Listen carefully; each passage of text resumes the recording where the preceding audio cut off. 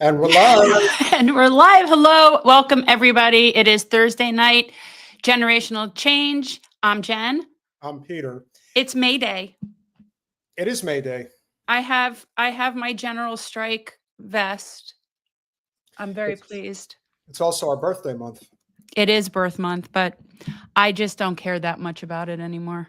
Yeah, you're getting too old, I think is the problem. Is that why? Thank you. Maybe. Yeah, I don't think that's why. All right, why don't you care then? I think there's just too many other really dark, miserable things in my mind right now. And I think it's very hard for me to care about a lot of things.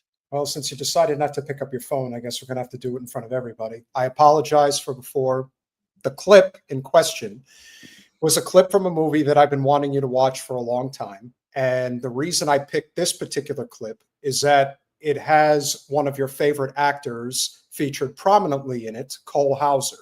So I figured at the very least you probably would like it. Well, this is, and I very well might, but you recognize, like, I don't have a thing for Cole Hauser. I like Rip Wheeler. There's a very big difference. I've seen Cole Hauser when he's not Rip Wheeler, and it just isn't, it's not the same vibe, but I do like him.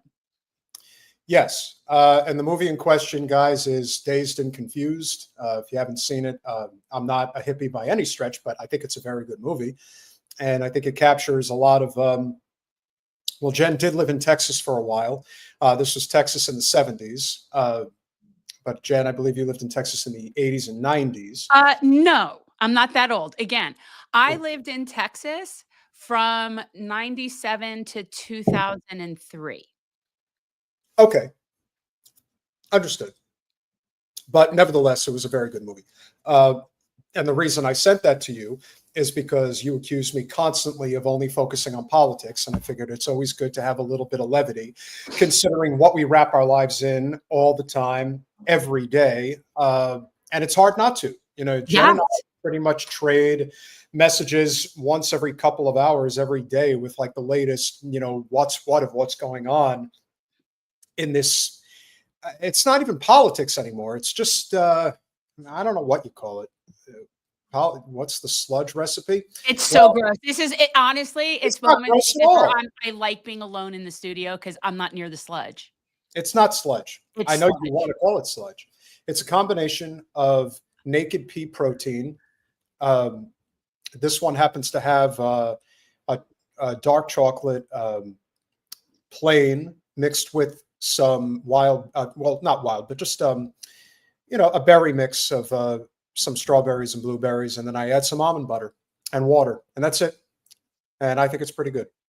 And it's relatively healthy. And that's the closest I get to having a dessert, which Jen tells me it's not. This is, you're not a fun eater. That's not true. Yes, it is. By any standards, he is not a fun eater. Not true. It is definitely true. It's perhaps true. By your standards and what you consider fun. Anybody I am telling you people, whatever your standards are, what you would think is a fun eater, it's not him. You can say what you want. I'm not gonna argue this. Okay. We have got so many different stories to cover today. Like a lot. There's a lot of things that we can cover. I personally have vented my frustration with Sam Seder because I thought that he did Jen wrong. I think that he should have covered her when she was running against Debbie the second time. I'm sure there were reasons. Maybe it was because of a not so favorable opinion about Emma Vigeland. I don't know what it is, but honestly, I don't think so. Whatever the reason is, because I've never said anything about Emma Vigeland. Well, I have. Yeah, but you have since long time ago because of your history in the real life, and he didn't stop him before from responding. That's fine. I'm not, like I said, I'm not going to argue that point. But what I will say is I give him an immense amount of credit, and we're going to get to it later in the show. He did have a debate with Ethan Klein, and it's about time somebody really put Ethan in his place. I don't know who that is. Ethan Klein is, I would call him a bread tuber. He's just somebody who has gone back and forth with Hassan and Abi quite often pertaining to the issue of Israel-Palestine. Is he a Zio? Oh, yeah. He's married to an Israeli. So, and she is a total psychopath. And so it doesn't surprise me. What I think surprises me more is they always say that a guy like him is sort of like a glutton for punishment. So he has a tendency to kind of, well, maybe not as much as Destiny, but he definitely likes to, get a good spanking from the opposition. And in this case, I would say that that was delivered. Well, regardless of whatever you've ever thought about Sam or whatever, he's a very good debater. Oh, yes, absolutely. I saw Steven Crowder run like a bitch one time. Yeah, no, it has a lot he's very good at it. So we're going to cover a number of topics today. We don't know if we'll get to them all. For those of you who've obviously been paying attention, Jen has made it very clear she doesn't really want to talk about anything DNC related. But what I will say is that when James Carville can make David Hogg look good, you're failing horrifically. Like really bad. I saw that there was some little tiff in their little club, in their silly little club. So it's so irrelevant. It is irrelevant, but it is kind of funny.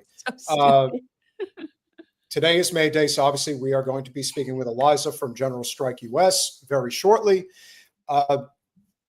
We got to care about working people in this country, guys. It can't survive without it. And this is a reminder of why those things are so vital. And I think the best place to lead off is, I know you don't like South Park, Jen, but I know you'll appreciate this clip. Uh-oh. Are you actually playing a South Park clip? Oh, no, this is a good clip. Okay, because I think there's copyright problems with that. You can't just play that, right? Colin, am I going to have a problem playing this clip? What is this? I don't know what it is. It's about healthcare. It'll depend. You can play it back and forth. As long as you guys are talking over it, it should be fine. Worst case, I'll remove it after. He's making me watch South Park. I'll talk over it. South Park does a really good job of social commentary, and this clip will be no exception. So here we go. Not high enough. Wow, look at this place. Well, hello there. Looking to get some insurance? No, my friend's mom already has insurance with your company. Oh, great. You're here to pay your bill. No, we're not here to give you money. We're here to file a claim for my friend's medication. Oh, you want money from us? Right through that door over there.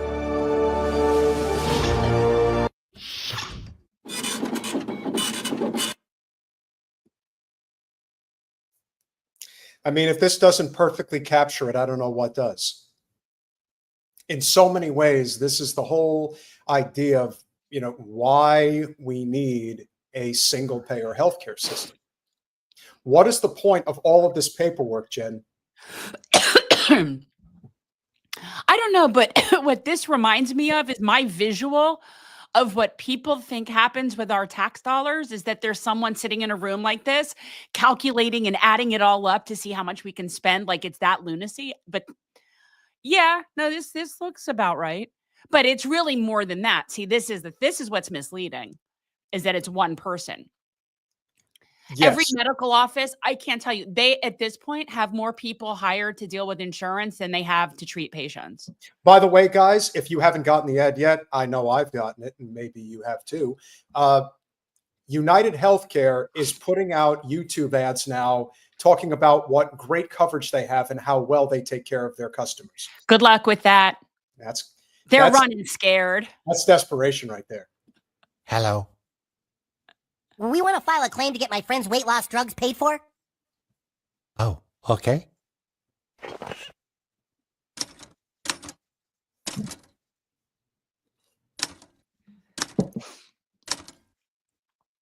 Do you want to know his policy number or anything? Let me just speak with our medical director first.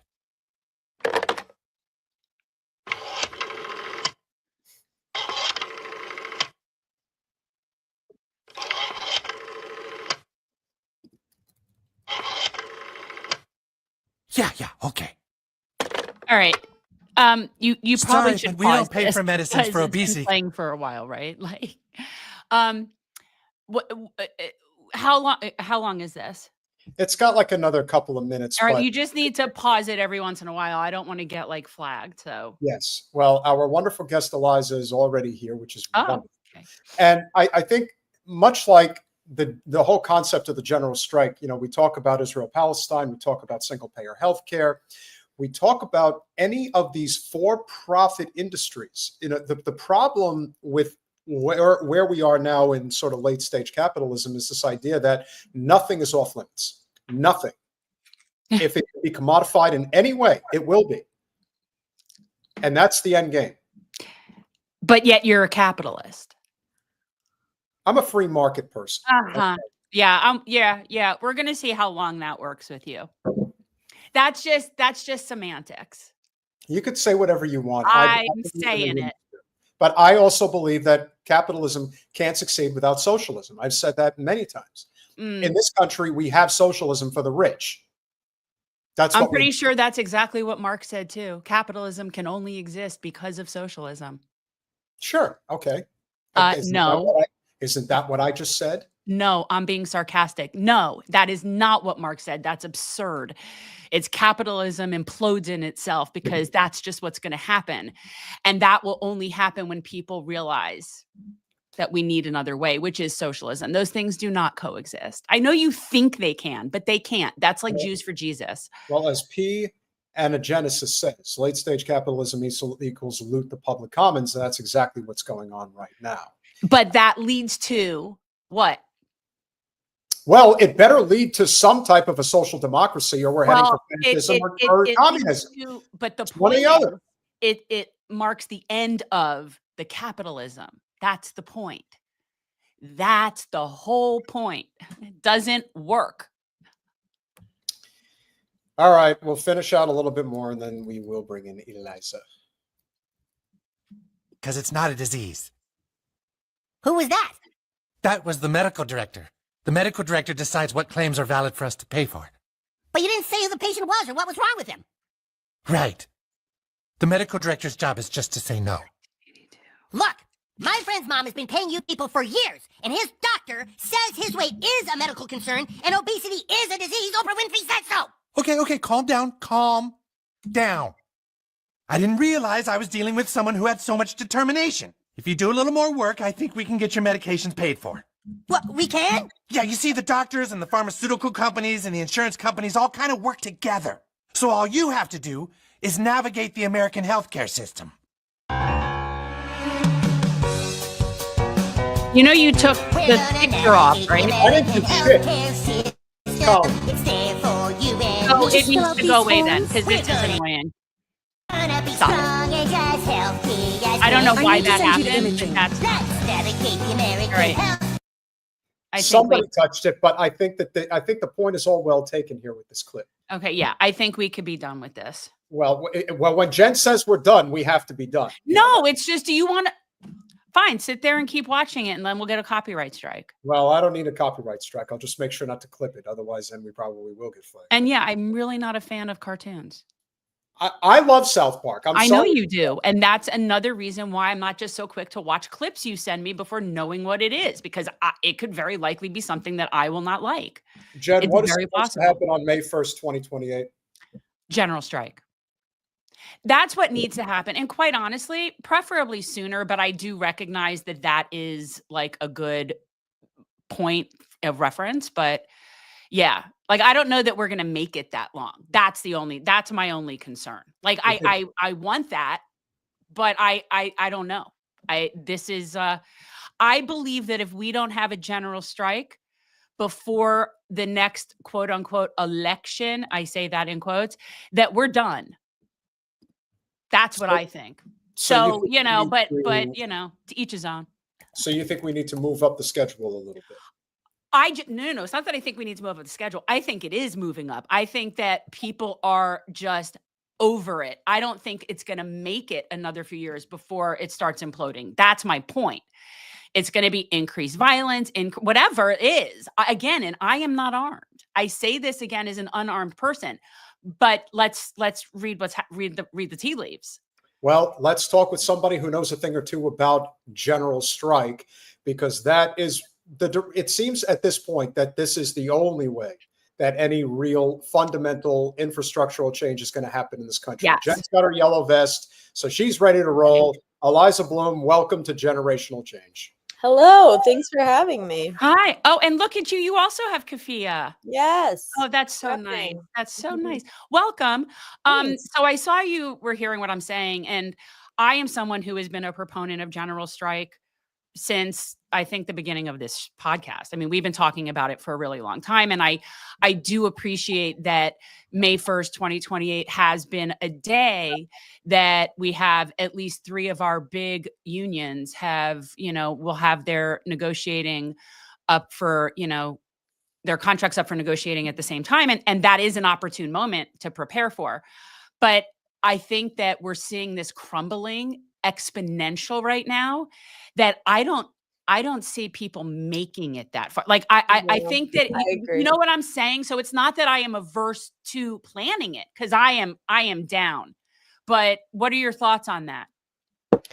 Yeah, I think we needed a general strike yesterday. I think that the way, we're handling it is as soon as we know that we will be successful and we have enough folks on board, then that's when the general strike needs to happen, is as soon as we know. As soon as possible. Right. So let's talk about what are the benchmarks that you're like using. Because to me, I see things where it's like a percentage of people and all this stuff, Right. but I don't even think it needs to be that many people if it's the right people.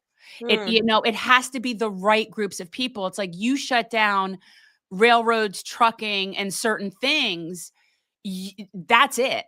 Game over, right? So that's what I'm saying. Like, so what's the benchmark? What's the strategy to when you say, okay, we can do this?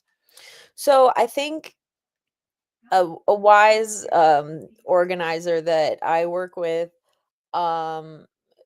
she said that mass movements are about the numbers, but they're also about art.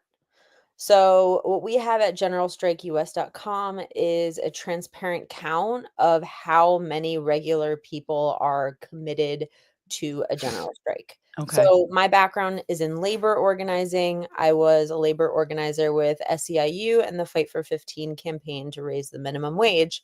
And every time we organized a strike at a McDonald's or a Burger King, it was pretty mathematical. The numbers mattered. How many employees work at this store and how many folks do we need to go on strike for this store to shut down and them to lose profit? So, we are part of a coalition that came together and, did some digging, found this research.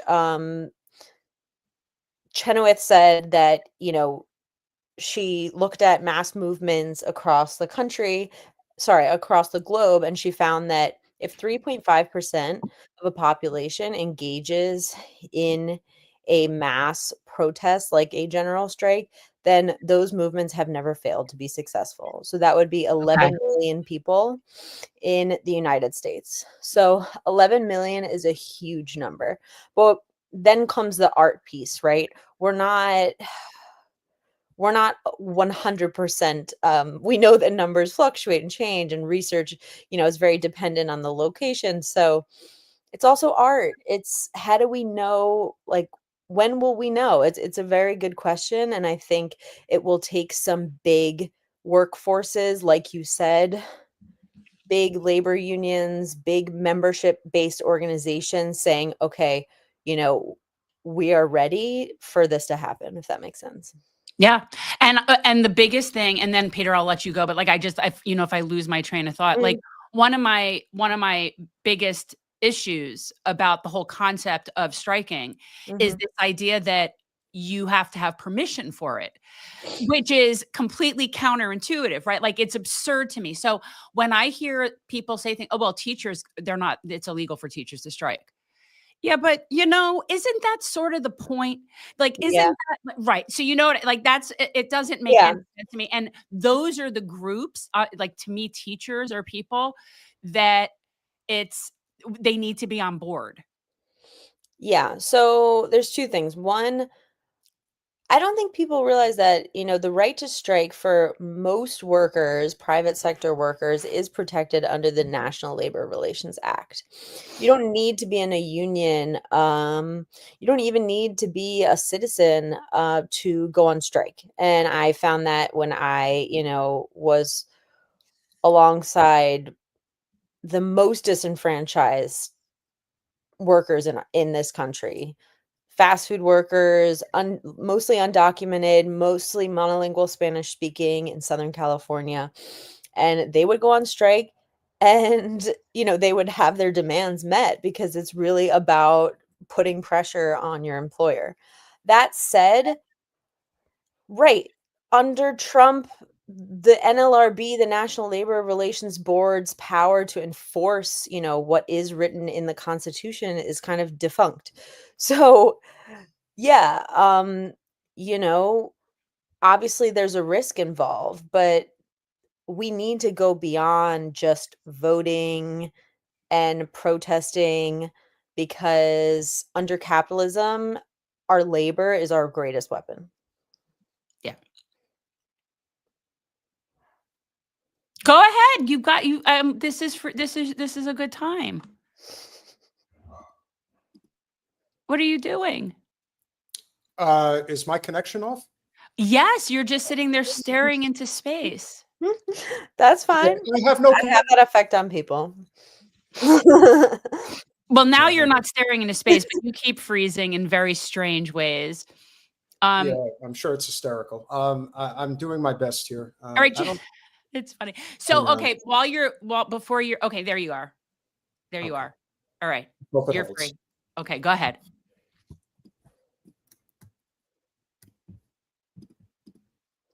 I have more to say. Well, yeah, Peter, I don't understand. Like you wanted to say something first. So anyway, this is the thing. First of all, talk about how General Strike US, how that came to be, because I found it to almost be like a clearinghouse almost. Like it's a website of so many different things that are simultaneously going on. Like I even noticed that Rebecca Parsons has a strike fund on there, which I'm like, I know her. That's really cool. And so I want us to be on there, but however we can help. Yeah. But talk about how this like came to be. Yeah. So basically, folks have been organizing for a general strike for obviously decades and decades. But in 2022, I was living in New York City and just going to work every day. And Roe v. Wade was overturned. And I couldn't figure out why we were all still just getting up, going to work, continuing business as usual when they're literally trying to take away our rights over our own bodies. I was like, where is the general strike? Like, when is this happening? Who's organizing it? So a friend and I reached out to a bunch of different groups who had been organizing online for a general strike. What we found was that every 6 months or so, someone would say on TikTok, okay, May 1st, 2020, general strike, it's happening.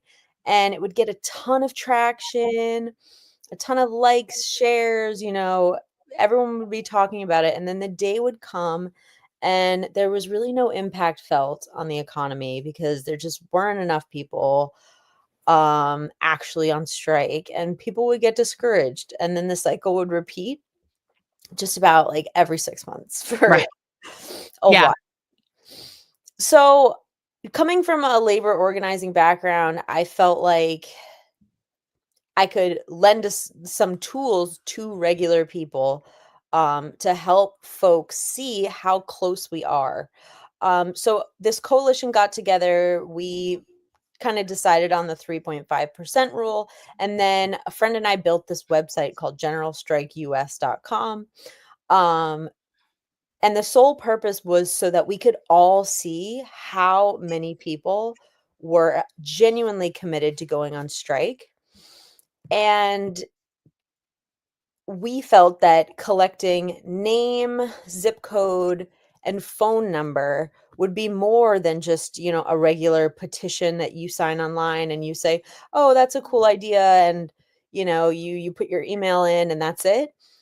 We felt like, every time I've organized a strike, if you get someone's phone number, that's really signifies that they are ready to be contacted and actually take an action step. So we built this website and it kind of took off from there. And there's so many different things that it offer. Like there's so many different avenues to go. It's like it was like an Alice in Wonderland thing on your website. No, so talk about some of the different organizations, because I felt like I was down so many rabbit holes. Yeah, that's perfect. Yeah. Because we are 100% grassroots. We're all unpaid organizers. And I knew that to do this work at scale, to actually organize a general strike of 11 million people, we would need digital tools with the ability to scale up and also just scale up in a decentralized way. So we believe that we can only hit 11 million if our power and authority is distributed throughout a massive network and not concentrated in a triangle. So after I worked with the Fight for 15, I built digital organizing pathways for large unions like SEIU, California. And I knew that we couldn't rely on one person to call everyone or even email everyone for a meeting. So that's why our calendar is like linked in a calendar. So anyone can just go to the calendar and attend a meeting without us having to tell them. That's why, our partners are all listed. That's also why we, like, after you sign a strike card now, there's links to join your regional chapter on Discord. So we just want the website to be as functional as possible as like getting people actually organized. Eliza, you've been doing this for a while. I don't know how well you know Jen, but she did run for Congress a couple of times down here in South Florida against the devil herself. And one of the problems with a lot of what I see is more of the union leadership and not necessarily the union rank and file. The union rank and file, as was proven during the Bernie versus Hillary run a decade ago, is that when the rank and file has the say in how the endorsement goes, they vote for the right candidate. When they have just the board vote or the shareholders vote, we know how that goes. And so what has been your personal experience dealing with this? Because one of the more, what I would consider prolific, I guess might be the right word, of unions here in South Florida, the iron workers, they actually stepped out of line and they endorsed Jen against Wasserman Schultz back in 20.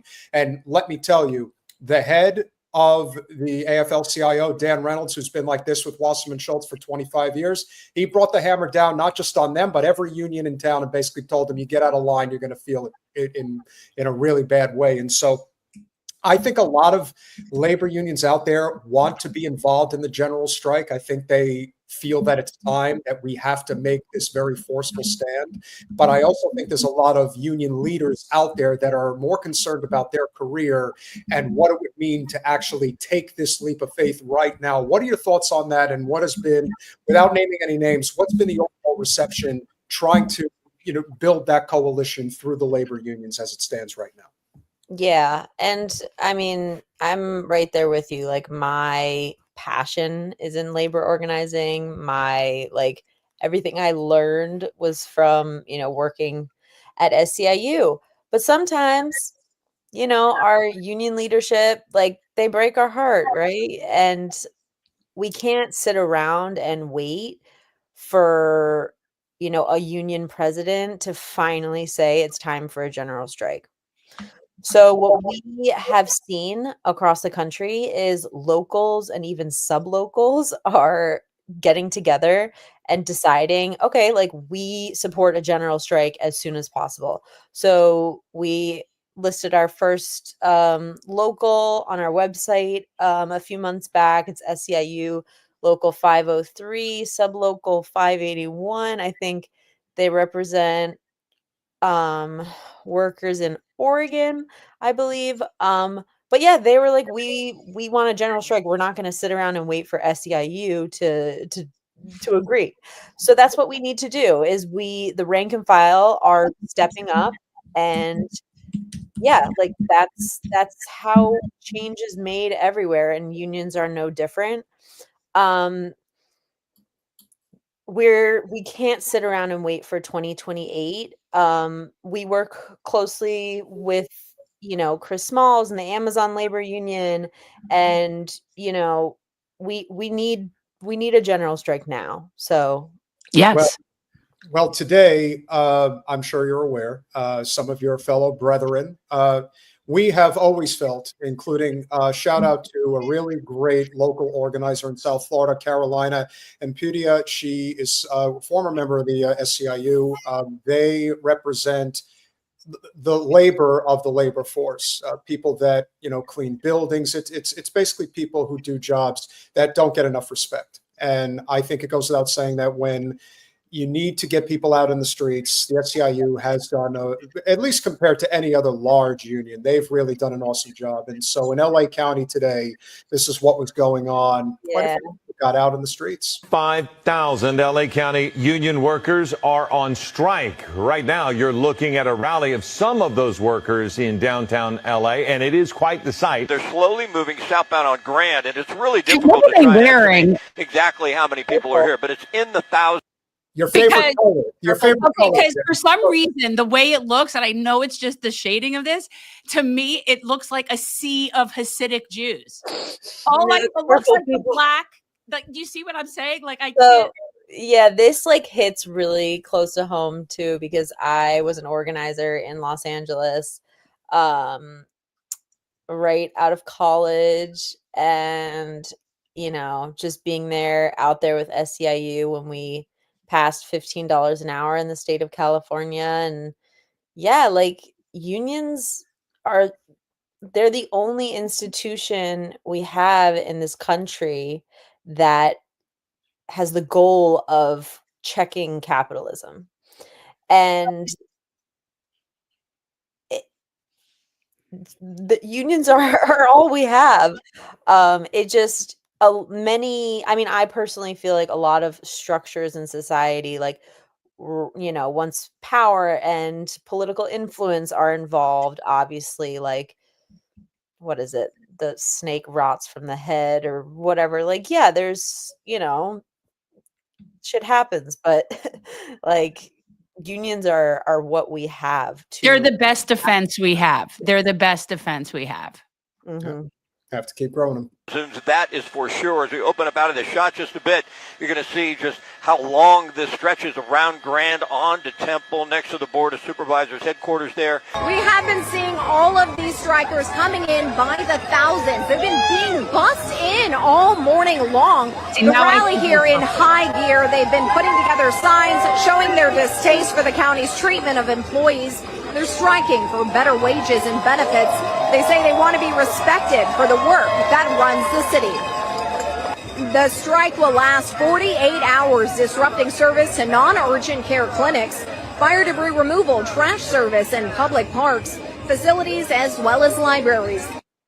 That pleases me. That pleases me. That's your local? That's where I worked. Yeah, that was like my first job. Because you know, I've been to multiple SEIU marches in Dade and Broward, and that's by far huge. Like, that's huge. I mean, for down here, it's usually, you know, 25 people outside of a McDonald's or, you know, whatever we get. But that was really cool. No, that was in the thousands. And I think when you I mean, you know, Jen always breaks my chops because I'm in commercial real estate, but I will tell you, you know, I tell people all the time, if you think you can eat money and drink oil, you're nuts, because you can't. And if people cannot afford to rent your property, then you don't have an investment. You're just holding a bag. And this is becoming a problem in South Florida as we speak. I know people that are hanging on for dear life on investments that are not worth anything anymore. Because it's sort of this is an illusion of a free market. We don't have that. What we have is a broken system, and your system is only as good as the labor force that you have. And the labor force in this country has been taking every body blow known to man for the past 40 plus years. And it comes from all sides. And so when you see just one city with, let's just say 4,000 people were out in the street, that's a real protest. I don't want to take away from what other people like to protest, but when you get out in the street and you just hold up a sign because you hate Donald Trump, that doesn't do anything.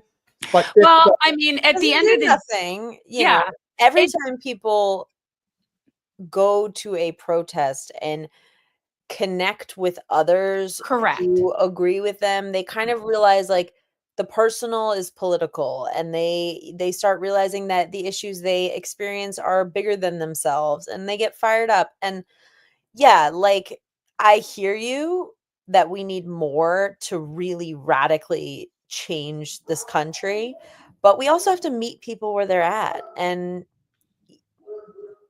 I've always said this, like, to me, the marches, depending on who's behind them, who's doing them, like what their intent is, are extremely important to build coalition and to get people involved. So no, I don't think anything necessarily directly comes from the march, but if that builds the bigger snowball, then that's the point of it. So that's what it does, is it's solidarity. And that I understand. When it's the case of people like Bernie and AOC, I find it nefarious. I find it sheepdogging us away from where we need to be. And at this point, working against us. So rallies and marches are good when it's righteous. And then it's great. But I think that the real, I guess, power has to be economic. The real power has to be shutting shit down.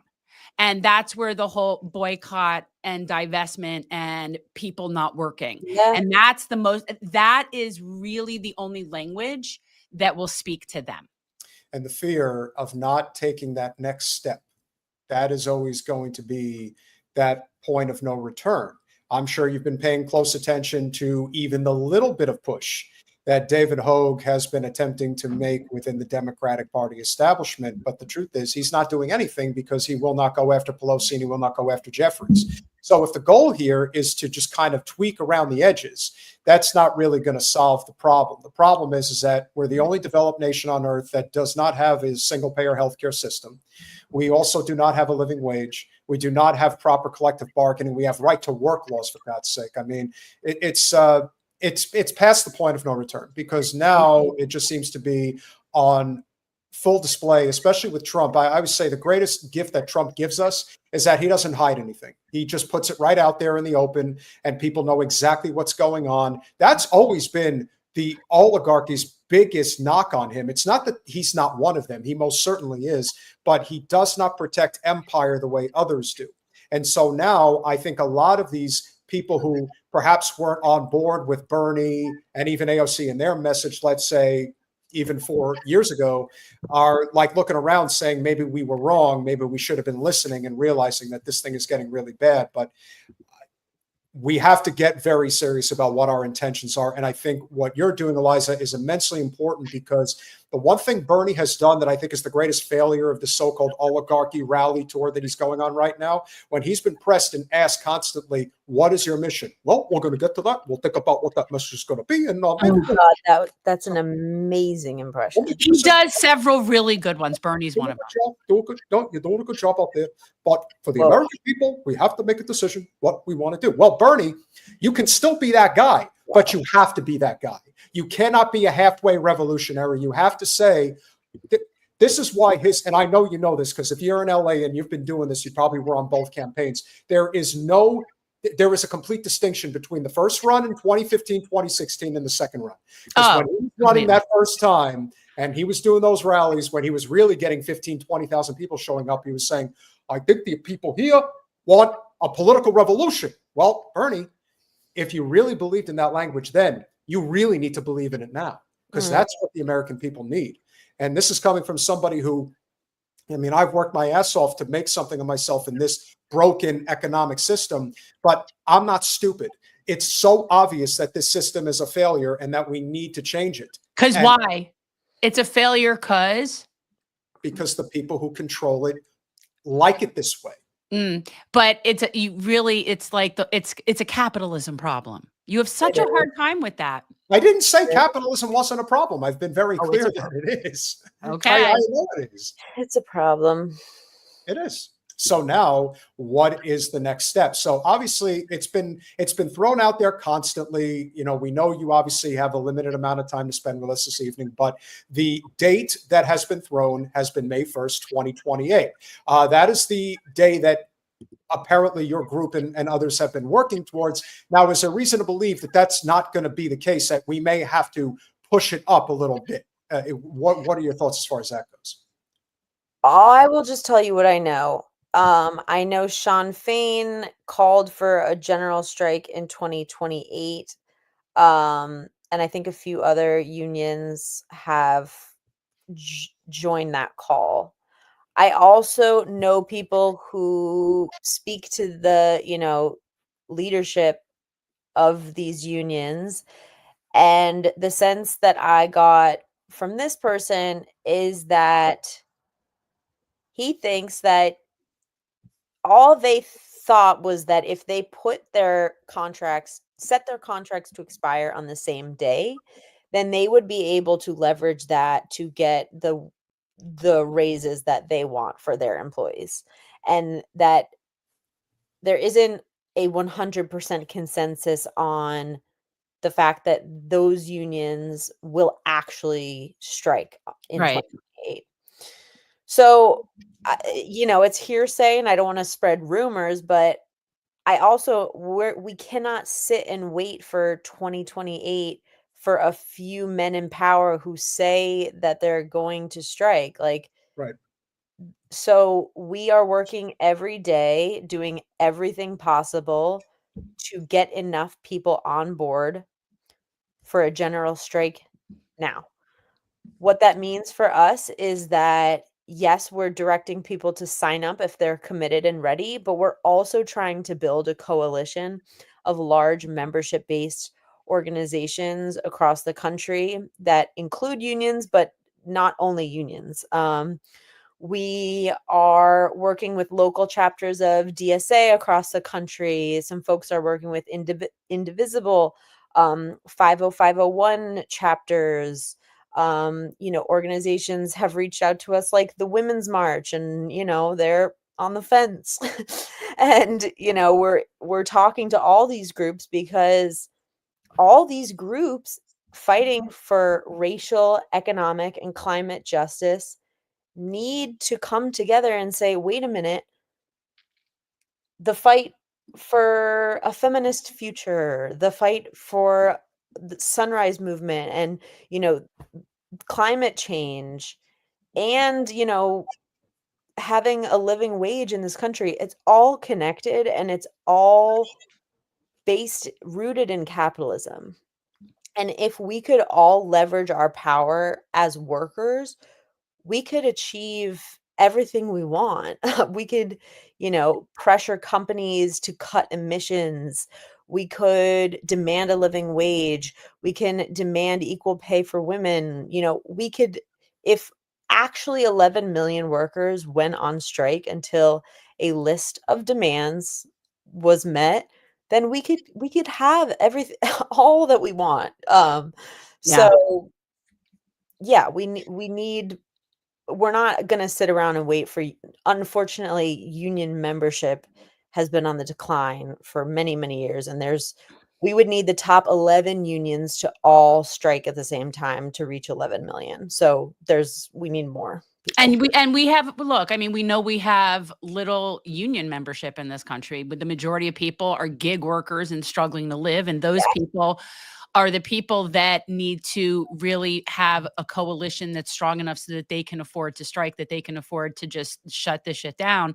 And can you just talk about, like, I saw that there was a strike fund on the website, but to me, that has to be happening in so many different areas, because at the end of the day, people have to have the resources to be able to strike. Yeah. And not just the financial resources, but we really need to like invest in our communities, in mutual aid, in local soup kitchens, in local infrastructure everywhere. So there's a lot of folks organizing, developing strike funds. I know DSA has a massive strike fund. I know Amazon Labor Union has been working on a strike fund. I know unions obviously have strike funds.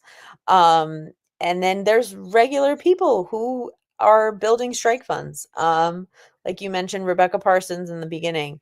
But we really think that the more people we have on board, the money will come to be able to, put money back into people's wallets to meet their basic needs.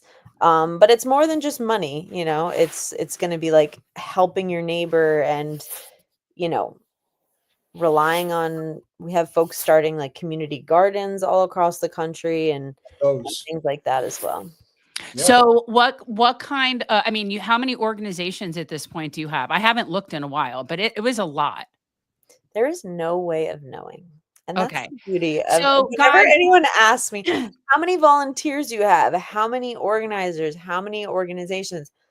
I don't know, because I am one piece, I'm connected to, a certain number of people, and they're connected to a certain number of people, and they're connected to a certain number of people.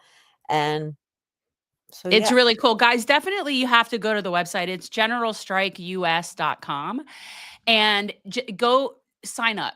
Just go be involved in some way, and what type of organizations can be partners on there for anybody who will add generational change. Well, you Just send should me add the us. I website. mean, we're Yeah. Hey, whoa! Who said I want to be a part of this? What are you talking about? Although I am giving you a heads up, we are headed for a little bit of a rebrand, but it'll still be us. But yeah, we're headed for a little bit of a rebrand. So anyone can be part. Like, we do not own the concept of a general Right. strike. So we will put anyone on the website who is committed to organizing their members for a general strike.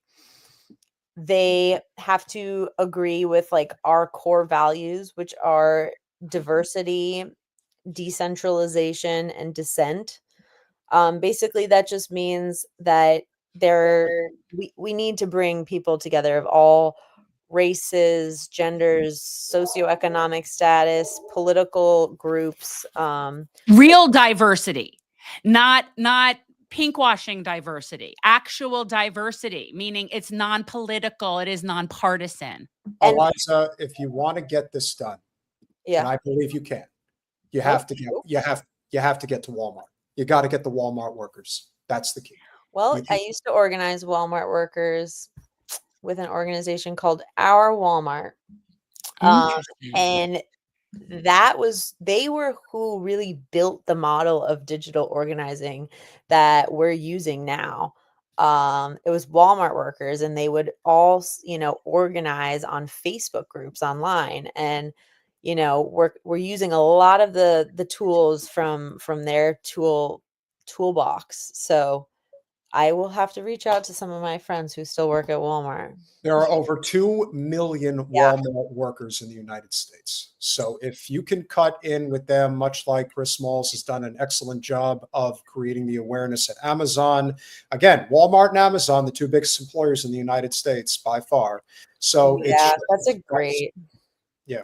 It's just that I mean, that's really where it's at. Rural America. Like, I didn't realize, but then when I was organizing Walmart workers, I drive to, I don't even remember the name because I forget everything because I'm pregnant right now. But Congratulations.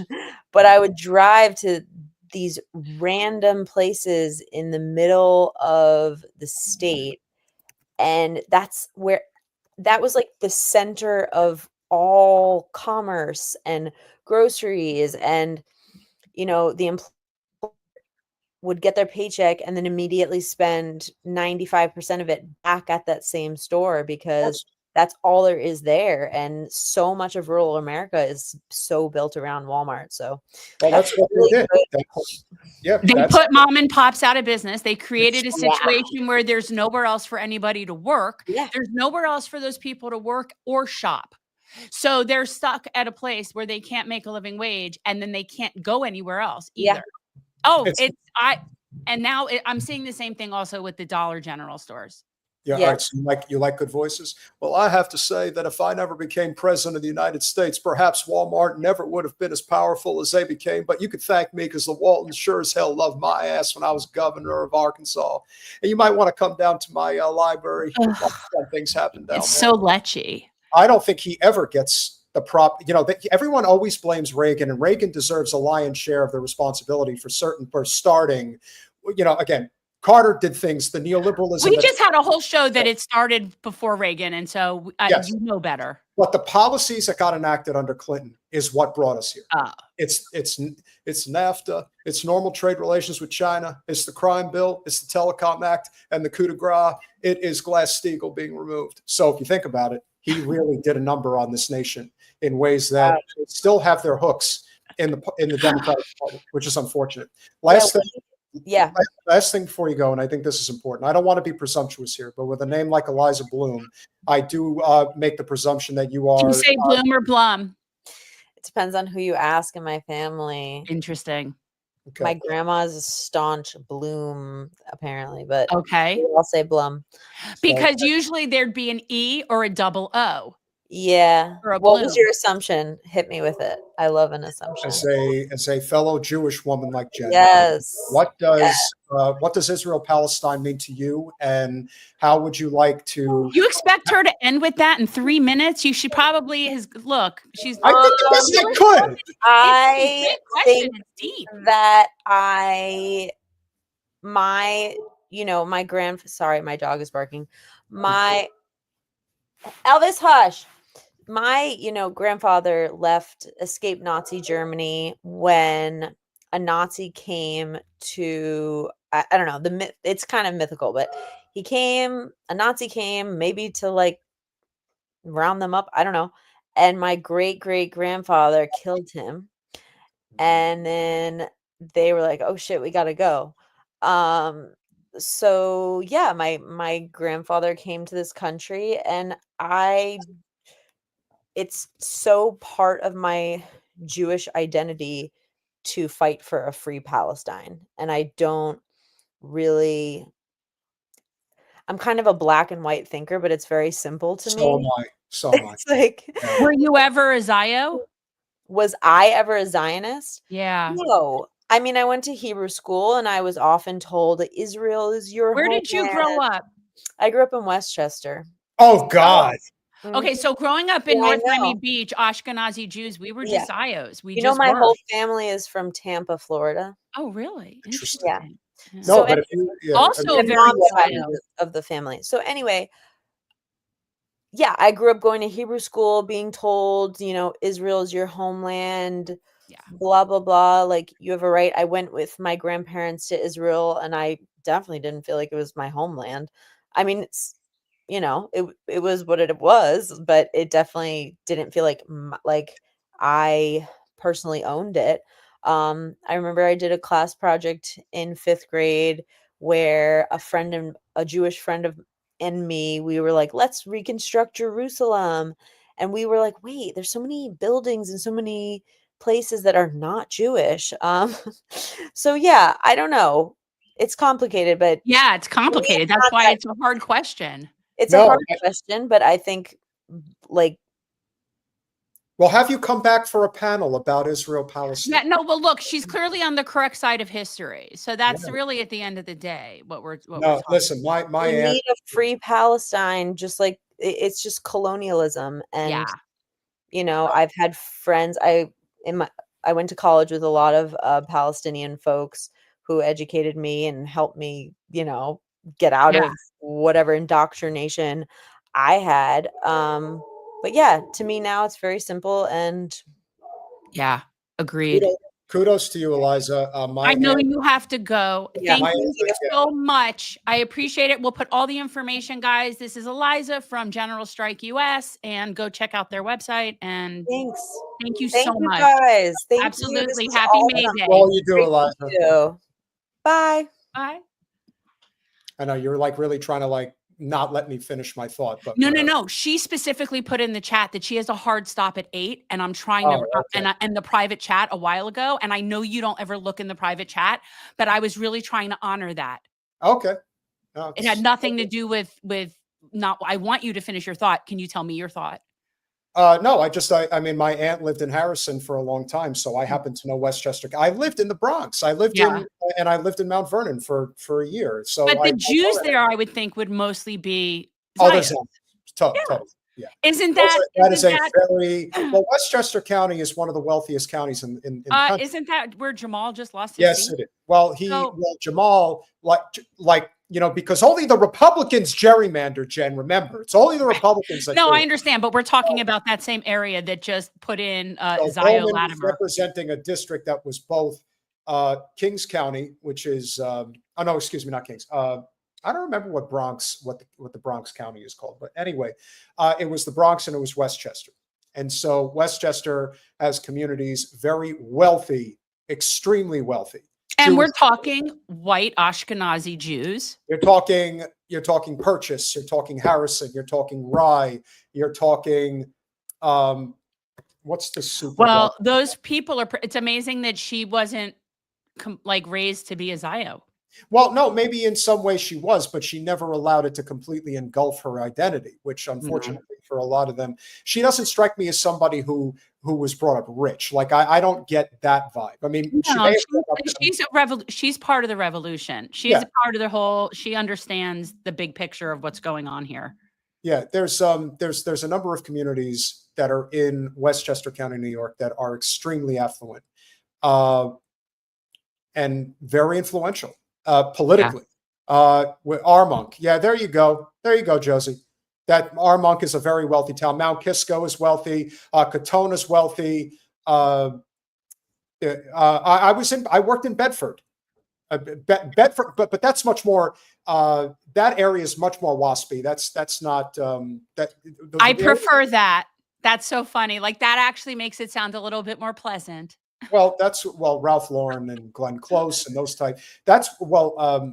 Superman, Christopher Reeve, he lived in Pound Ridge. That's where a number of, the wealthy celebrities like the Ryan Reynolds and the Richard Geres of the world, they live up in that area if they don't want to be in the hustle and bustle of like the New York City or the directly adjacent New York City area. It's like maps of stars homes. You know, when Jason and I first started dating back in college and I found out he was from LA, all I wanted to do was go do maps of stars homes. And he would never do it with me. Every time we went to California, he would never do maps of stars homes.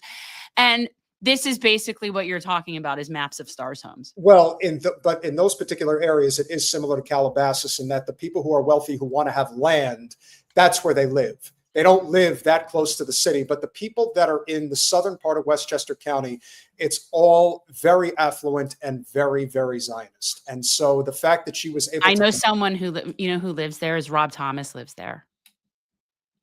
Oh, good for him. I'm just saying.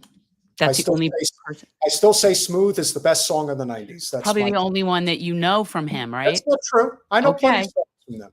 Okay. I just happen to think that was a great song, even though it was a great song. It was a highly commercialized song, and very often highly commercialized songs do not stand the test of time. But that one certainly did. So what do we have tonight? What do you have for us? We have is a crowd of over 215 people. We were up to 237 at one time. Guys, welcome status quo people. Yes. And if you are so inclined, and a lot of you have been hanging around, make sure you get over to patreon.com/generational change. For as little as $5 a month, you could become a supporter of our small but mighty channel. Or just subscribe. You could just subscribe. It's free. We have a lot of great guests coming up. On Monday, we'll have Steve Sosby, who is the founder and director of what is it called? The Palestine. Heal Palestine. Heal Palestine. On Thursday, one of all of yours favorite content creators in all of left politics. Blakely will be making her debut on our channel. That'll be next Thursday. The She's 8th. great. Yeah. She's really great. I'm interested to know, and I don't know, and I want her, I don't know anything about like her background, but she's very, very dry and very, very funny. And I like her humor. So I don't know if she's a comedian. Like, I don't know what her background is. Well, she's going to hopefully make the connection for us with Jacob Berger, because he's somebody I really would like to get on the podcast. You know, he's in Egypt. Oh, really? Okay. Mm-hmm. Well, which doesn't necessarily mean he can't come on our podcast. It just, every time we have to deal with people overseas, we end up having to do an afternoon show, which we don't like to do. So no, definitely not. That's the only thing about Jacob Berger. And maybe he'll come back stateside. One can Although I don't know why he'd want to. Well, I have to worry about getting hosts for a handful of shows while you're gone. And so suggestions welcome, but I have an idea of some people who will be. I'll still forward people, but it has to be people you want to talk to. Jay Buffont from RBN. He is going to come on and be a host. I was a referral from Savvy Sabs. Ooh, but now this makes me a little sad because I kind of want to meet him face to face. And I know he just went through a medical situation and that he's recovering. I think he was on dialysis, if I'm not mistaken. So he just got a transplant. Yeah. So I would kind of want to meet him, but that's okay. You can have all sorts of fun while I'm gone. Or you can, well, depending on how late at night, and if you come on early, we'll see. Progressive Lefty, as always, thank you so much for the 279A. The working class needs to take back our control. Yes, and we've been wanting to do that for a while. Maybe people are finally waking up to that reality now. S. Kolachuk, thank you for the $2 And let's see where we because Peter and I are probably going to have very different opinions about the Rolling Stones. I have actually some strong opinions.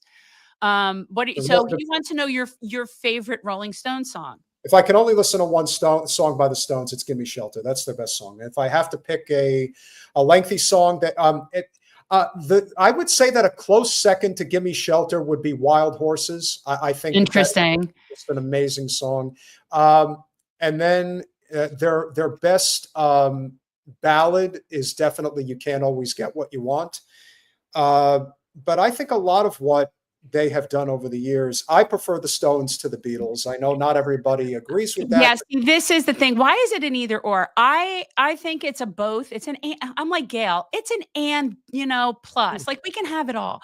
I tend to like early Stones, but late Beatles. So like I would agree with that. My favorite, like I love Through the Past Darkly. Is one of my favorite Stones albums. I like She's a Rainbow. I like Paint It Black. I like Ruby Tuesday. I also, however, do really, there are certain, I do like Sympathy for the Devil. That's good. Yeah, like there's certain more, yeah. Their best album is Let It Bleed. That, in my opinion, that's the best. Maybe. And for people who want to know a little, I see somebody says Brown Sugar. So when I was a little kid growing up in Miami, I thought they were saying Don Shula, how come you dance so good? I kid you not. I thought that for a big chunk of my life. I think when you're growing up, there's misinterpretations of everything, but Brown Sugar was a highly controversial song about. I thought that they were saying Don Shula. That's how Miami Dolphins oriented I was. You know the woman that Mick was having a thing with, the black woman that the song was based on? Do you know who it was? No, but that's not the only reason. I mean, the song in general is just really all about like slave trade. It's the whole about the slave market. The whole concept is brown sugar, meaning that you mistreat us, but yet you want us so badly. I know what brown sugar means, but the point is the song is literally lyrically about slave trade. Fair enough. And I have no problem with it. I just think it's kind of funny that I thought it was about Don Shula. Kolachuk, thank you for the $2 Canadian dollars again. What's your favorite song by The Clash? That's easy. Rock the Casbah. That's an easy. Oh God. I mean, just for the humor of it all. I mean, that's really what it's about. Somebody's very into like British groups. Mark J, thank you for the $2. Thanks to you and your guest, Jen Change. And Brett Boyle, thank you for the $2 Canadian. We got a lot of Canadians supporting our channel. I love it. You know why? because they don't want to come into the country anymore. So at least this way they can see what's going on here. I don't blame them. I don't blame them. Spend your tourist dollars on our channel. We'll take it. My Canadian friends are not coming back. They're going next time that they have to leave from the cold, they're going to New Zealand or Australia. Listen, they're really silly people. They should totally come back. Believe me. No, really they are so people. Disgusted. They are so disgusted, and rightfully so. By We're going to build a big, like beautiful wall on the northern border. It's going to be great. Yeah. Dimitri Lascaris, he was live today too. I do not know who that is. I do. I watch him. He was great. Awesome. So, got a lot of different directions we can go in now for today. Guys, maybe, wait. The bald guy with glasses, right? Younger guy, bald glasses. That's Dimitri, right? I'm pretty sure. Anyway, continue. I do watch that show. I cannot remember. It's not his name. It's not the name of the show. Somebody put it in the chat. Anyway. So Sam Seder and Ethan Klein decided to do a debate. Now, for whatever reason, I think debates are silly. I don't think that they really amount to much. I agree with Jen. I think a lot of it is just wasting time. But when you think about the different commentary that's been going on and why the equating of Zionism to Judaism is so devastatingly dangerous and how it leads to rampant anti-Semitism, I believe that Sam captured this perfectly in a short snippet with the debate that happened this weekend with Ethan Klein. This conflation is dangerous for Jews. It is a fig leaf and a way of weaponizing anti-Semitism that has enabled Donald Trump to do the shit he's doing, that has enabled the slaughter of thousands upon thousands of children and women and men, for that matter. It is not keeping Israelis safe. And this type of conflation, Ethan, is what I find far more irresponsible, frankly, than the idea that he said positive any time. I mean, look, you do a show Sam, 4 hours a day. He does a show 5 or, as far as I could tell, 15 hours a day. And to focus in on that one tiny clause. This is not one sentence. Tiny clip, Sam. Well, you don't know. This is a second. totality of behavior. But you and by the way, it's up. easy. And I appreciate that you can hand wave it away and say that it doesn't. Wait, no, I'm not hand waving. For a second. What are they referring to? Because I didn't see, what was he talking about? So basically, Klein is trying to incur that this idea that you cannot separate Judaism from Israel. Like you can't do it. And this is a Jewish man? Ethan Klein is Jewish, yes. And he's like, I've never seen him. So like he has his own show or something? Yeah, he's, he has his own and thing. So he's basically saying that Israel, he speaks for all Jews, that we're all equally, like Israel is us? Well, I think it should always be mentioned with a caveat. I think this is important. Ethan Klein is married to an Israeli Zionist, like a psychopathic Israeli Zionist. And so that's where it definitely plays a role in terms of why his talking points, which are very similar to a lot of the other talking points that we see out there from other content. They're all the same. They're all the same. We all got the Zio playbook. Any Ashkenazi Jew raised in this country, we got the playbook. We know the talking points. Yeah. I've heard them all. And that's why Seder clearly is not paid by the Israel lobby. No, otherwise he wouldn't talk like this. Let me tell you, whatever things about Sam, I truly believe he's a decent person. I really do. So too. I don't think he's a bad guy. I can tell like things that Not like at all. you can tell. Yeah. I mean, and again, whatever with politics. Anyway. You know what? It's the same thing. Like with Emma Vigeland, there are people who watch this channel that love you and probably hate me, and maybe vice versa. And sometimes that's the dynamic of an effective show, where you and I do not agree. We agree on a lot, but we also disagree on things too. And I think not having an echo chamber is what makes things effective. And being able to have political nuance, I also think is immensely important, which a lot of times people don't do. And in this case, Sam is doing the right thing. He is calling Ethan out, which is what should happen. Every one of them should be called out. Oh, I want them to be, honestly, I want them to have to wear scarlet letters for the rest of their lives. For the rest of their life. For the rest of their life. There is no forgiveness. I actually want their children to have to wear them too. But continue. Well, you kind of are. I'm saying this you're saying it doesn't. conflation. You're saying This actually, conflation. I'm wrong saying- for caring I'm about saying- it. No, yes. In fact, I'm saying because you're a lying sack of shit. That's why.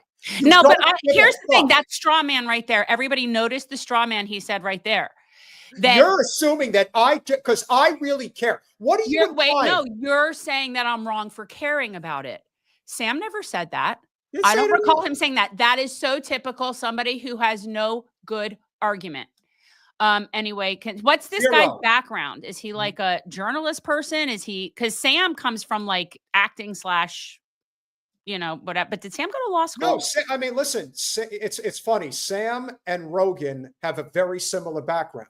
They both were on popular TV shows in the 90s, and they figured out a different career path because, for a lot of people, they get their moment, they have it, and then it's gone. And then you figure out something else to do with your life. Yeah, no, I've always liked Sam. I've not had no beef with Sam, and I have no beef with Emma. He's come on our channel. Like me. She does not like me for some reason. I don't like Emma. I know. I always say I have no opinion about that. Yeah, and listen, I'm sure there were reasons why Jamie Peck was on Sam's channel and now isn't there anymore.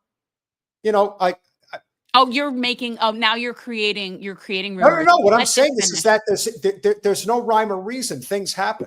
Yeah. And life is also very cruel. I mean, Michael was somebody that I happened to meet just passed away, and he was the best of Seder show. Yeah. And so I don't special. And I still watch his old channel, which is Left Reckoning now. Yeah.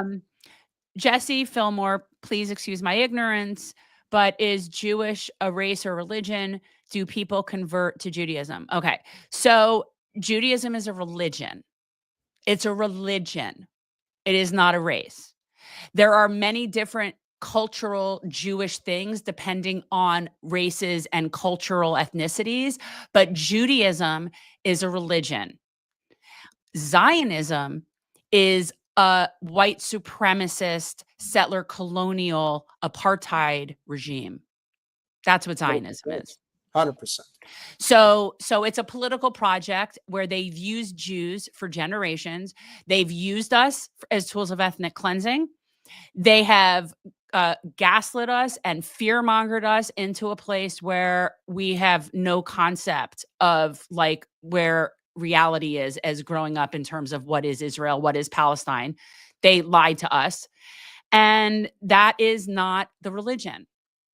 Also, yes, there are many people that do convert to Judaism. And there's different kinds of Jews. There's white Jews that are Ashkenazi European Jews like moi. There are Sephardic Jews that are from the Iberian Peninsula. There are Mizrahi Jews, which are Arabic Jews, like Palestinian Jews. And yeah, there are Palestinian Jews. There are Palestinian Jews. I know this fascinates people. It's Palestinian Christians. Yeah, well, yeah. There's Palestinian everything because Palestinian is a people and there's multiple religions. And Judaism is a religion and there are multiple different types of ethnicities that have Jews. And so that is my Jewish education for the day. Hey, look, I didn't know until within the last year that the word Arab is considered a derogatory term. I didn't learn that until I found out from... I don't know that they consider it derogatory. I find it rude because that's the term that my family and everybody used. Well, it's intended to be derogatory. There's no question. It's intended to lump all brown people that speak Arabic as to their one people, which is absurd. So it's because white people can't fathom that there's all different cultures in the whole world. Again, the caucasity. But Arabic, if you're talking about the people that speak the language, yes, that's Arabic. But not all Arab people that speak Arabic are not necessarily what we would have considered Arabs. because there's people that are that are from Pakistan or India that will speak Arabic. And they're not necessarily what we would have called Arabs, but yeah. Gary Johnson, I don't know if you're new to our channel or not, but check out our interview with, what is that? That's an audio kickback that's coming on your engine. Check out our podcast interview with Ken McCarthy. He wrote an excellent book. Yeah, we just talked all about this. JFK and RFK versus Zionism. He was so prophetic in what he had researched and studied that if you look at the JFK files that were released recently, the direct ties to Israel in terms of Jack's assassination cannot be denied. They are very real. We'll finish this out. This conflation is incredibly dangerous. It is disingenuous. I think it's dangerous right now, to ignore what's being described as dehumanizing violent language for American Jews that have. He's like Shapiro. Do you think if you talk really fast, people will think you're smart? Well, he learned. Who do you think he learned it from, Jen? Who do you think he's pulling that from?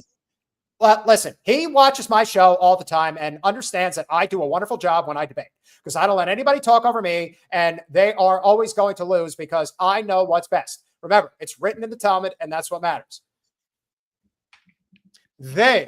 People like Ethan Klein, they perpetuate anti-Semitic tropes. They do. And they do it for money and power. Yeah, and I saw people in the chat talking about, the Mizrahi Jews. They have traditionally, and still are, treated very poorly in Israel, even though Israel arranged to have them imported so as to be able to have the proper numbers and demographics that they needed in order to properly suppress the indigenous people. So they imported a whole bunch of Mizrahi Jews that they then subsequently and still continue to treat like second-class citizens, because at the end of the day, Zios are white supremacists and racists, and they don't like brown people. They don't like brown people. And when you look at people like Netanyahu and Ben-Gvir and all these people, none of them are even Semites. We had this discussion the other day. I love how they throw around anti-Semitism. They're not Semites. The Mizrahi Jews are Semites. We could get into that again, but it's just, yeah. So, and the reason I bring this up is because when you make statements like this, like former Senator Norm Coleman, who was at some JNS event over the weekend, this is the type of statement that is made where you can understand where the rise in anti-Semitism is coming from. A majority of Gen Z have an unfavorable impression of Israel. I wonder why. Why is that? What, just because we don't like Jews? Is that what it is? It's just because Jews. That's it. That's got to be it. There's no context. Let's just keep going with that. I think the reason for that is that we're losing the digital war. Okay, they're getting their information from TikTok and whatever it is, and we're losing that war. When you think about it, the masters of the universe are Jews. The masters of the universe are Jews. Well, that's the trope that has been being said forever and ever and ever. Travers, I want to see the documentary. If anybody knows how I can watch it without having the BBC app, because you're over in the UK, so you guys have access to it. Somebody in this country, tell me, in this pathetic country, how I can watch that show. Thank you. We've got Altman and AI, we got Zuckerberg, we got Sergey Brin, we got the whole group across the board. Jan Combs, founded WhatsApp. It's us. And we have to figure out a way to win the digital battle. Amelia, we got to get our digital sneakers on so that the truth can prevail over the lies. And when we do, you're committing genocide. These people are so, it's so ridiculous. They really think that they can just sweep this under the rug. It's incredible. No. Even now, they really want to pretend like nothing's happening. It's fly, just Icarus, fly. That the future of Israel will be stronger because a majority of all Americans will support Israel. We'll make that happen. We have to make it happen. Thank you. I'm sick. Somebody in the chat is like obsessing that we don't talk about AIPAC. We've talked so much about AIPAC on this show. I don't even know what to tell you. But at this point, this is just so much bigger than AIPAC. You also need to look at Kufi and all the other ones. And then there's the ones that aren't even called that, but they're still part of the Zio lobby. Like at this point, AIPAC is just one of so many. I highly recommend Walt and Mearsheimer's book, Stephen Walt and John Mearsheimer, right? It's John Mearsheimer's book. Yeah, I think so. About the Israel lobby. It was quite eye-opening. But yeah. Anyway, what did we say? Palestine looks cleaner without all those inconvenient villages cluttering it up. Your friend is here. Your friend is here, Peter. My friend? Who's my friend? Read it. Oh, Palestine looks cleaner without all those inconvenient villages cut.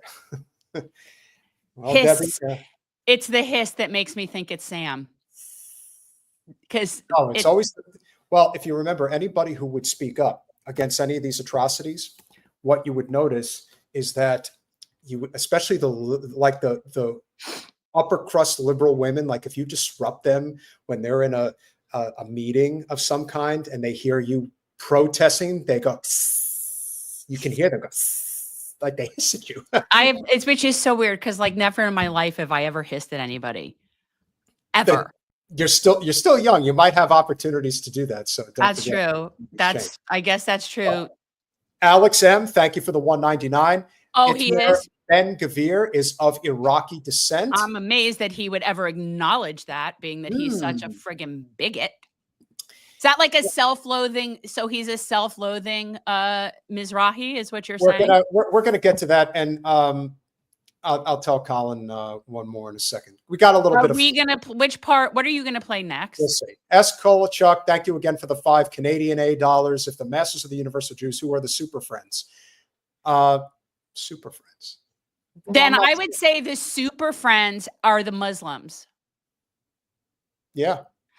And if you haven't been. And then pick another, then maybe the Avengers or the Christians. Because I think like they use that phrase a lot, right? Avengers. And it looks like our good old libertarian friend from South Florida, Clint Russell, will be joining us on May the 12th. So that will be not this Monday, but the following Monday. So we got our next 3 shows covered.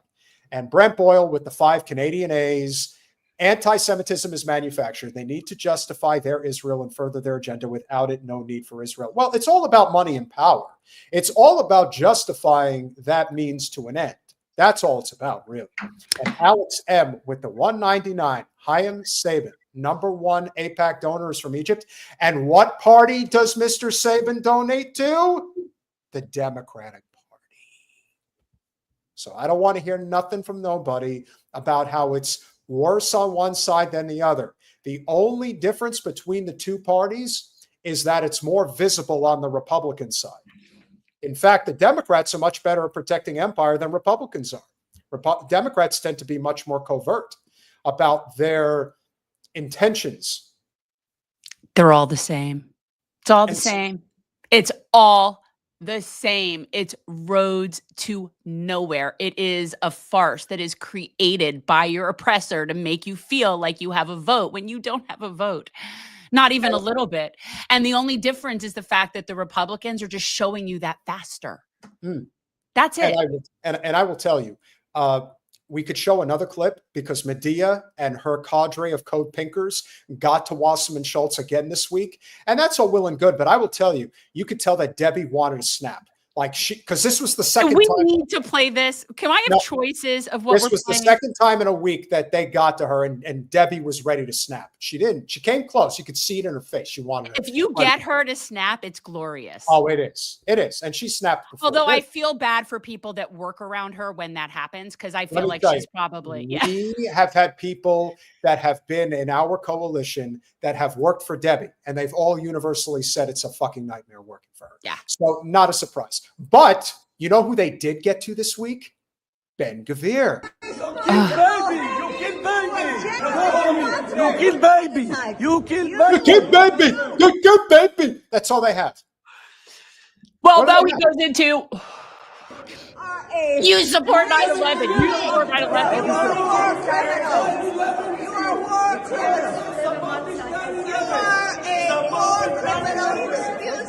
Okay, by the way, can you acknowledge how small Medea is again?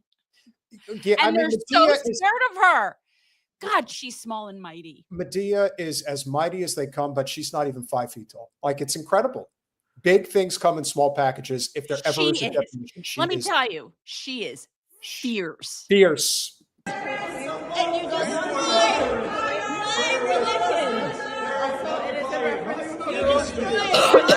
religion. Notice how you always know when it's a certain type of emasculated man. I knew you were going to say that because he's coming right up to me, where you know that if it was me, you think he was going to cut? You think he'd come at me like that? Going. No, he wouldn't turn back around. He wants to go get. You should know your place. You second-class citizen woman. There's the fact that he is most definitely misogynist. Oh, on top of all of it. But yeah, no, this guy's an absolute pig. This is the guy, if I recall correctly, that led people to protest at the prison that was actually detaining the IOF soldiers that were raping their detainees. Yeah. And this piece of shit actually believes it's okay to do that. So this is the fact that he's in our country is so enraging to me. The fact that he's being protected while Medea, who, as far as I'm concerned, owns that building just like any of us, but her more so because she really puts in the time for it. But like, he's being protected from her. Like, yeah, this man should be in prison at a minimum. He's completely war criminal. So, I mean, this is disgusting. I want to, can I pay my taxes to Yemen? And I know that tax dollars don't fund anything in this country. I know that. But what if I took the money that would be deleted and took it out and sent it to Yemen? Because that's the only country that seems to be in compliance with international law. So I don't understand. What does it say? I don't answer. Oh, correct. It's true. Just like Gvir. What do you think Ben-Gvir is here to see? He's there to see the rich and powerful, to make sure that Israel is getting every last dime that they can get. You know who he's there to see right now? Oh, I know who that is. No. Where he's going right now is he's going to meet with Brian Mast. Ah, interesting. He's going to meet with Brian Mast, who is the head of the blah, blah, blah committee. I forget which committee it is. Somebody will put it in the chat. But so he's going there to meet with, you know what, though? Shit attracts shit, doesn't it? Yeah, you got that right. I need everybody. If you be in the Hague, you are a racist, you're a criminal, and you're hurting my religion. My religion as a Jew. You are creating the anti-Semitism. I never supported 9/11. You support genocide. You're destroying Judaism with your hate. Baby killer, extremist, racist,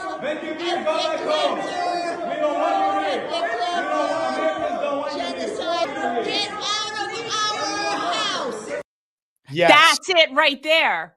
Get the F out of our house. You are not welcome here. No, I'm disgusted. Well, but I mean, he is, because then you're talking about he's going to visit Brian Mast, who, if people don't know, is somebody who sits in our Congress wearing an IOF uniform. Yeah. He doesn't wear his U.S. uniform. No, he actually sits there in his IOF uniform. Do you like, again, I am one of the least nationalistic kinds of people. I really am. Like, I'm open borders. I don't give a shit. But the fact that you're there representing people from this country and you're sitting in your office wearing an IOF uniform is disgusting to me.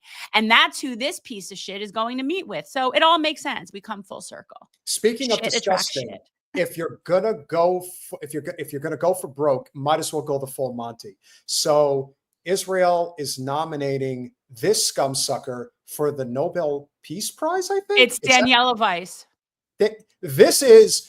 She's known. Like, I've known of her for years and years. She's very known. She's like Mayor Kahane's group, like settlers, take no prisoners. It's ours. They don't negotiate. I mean, people talk about the way that Trump basically exposes and mocks the entire falsehood of a democratic republic that we supposedly had, what we never really did, at least not for the past 2 generations plus. I've often said, like, look, all you guys here talking about me and what I'm going to say, all I could say is Daniel Weiss, she got it all wrong. She's got the wrong tone. She's psychotic. She's a psycho. Totally. Yes. No, these are psychopathic. These are psychopaths.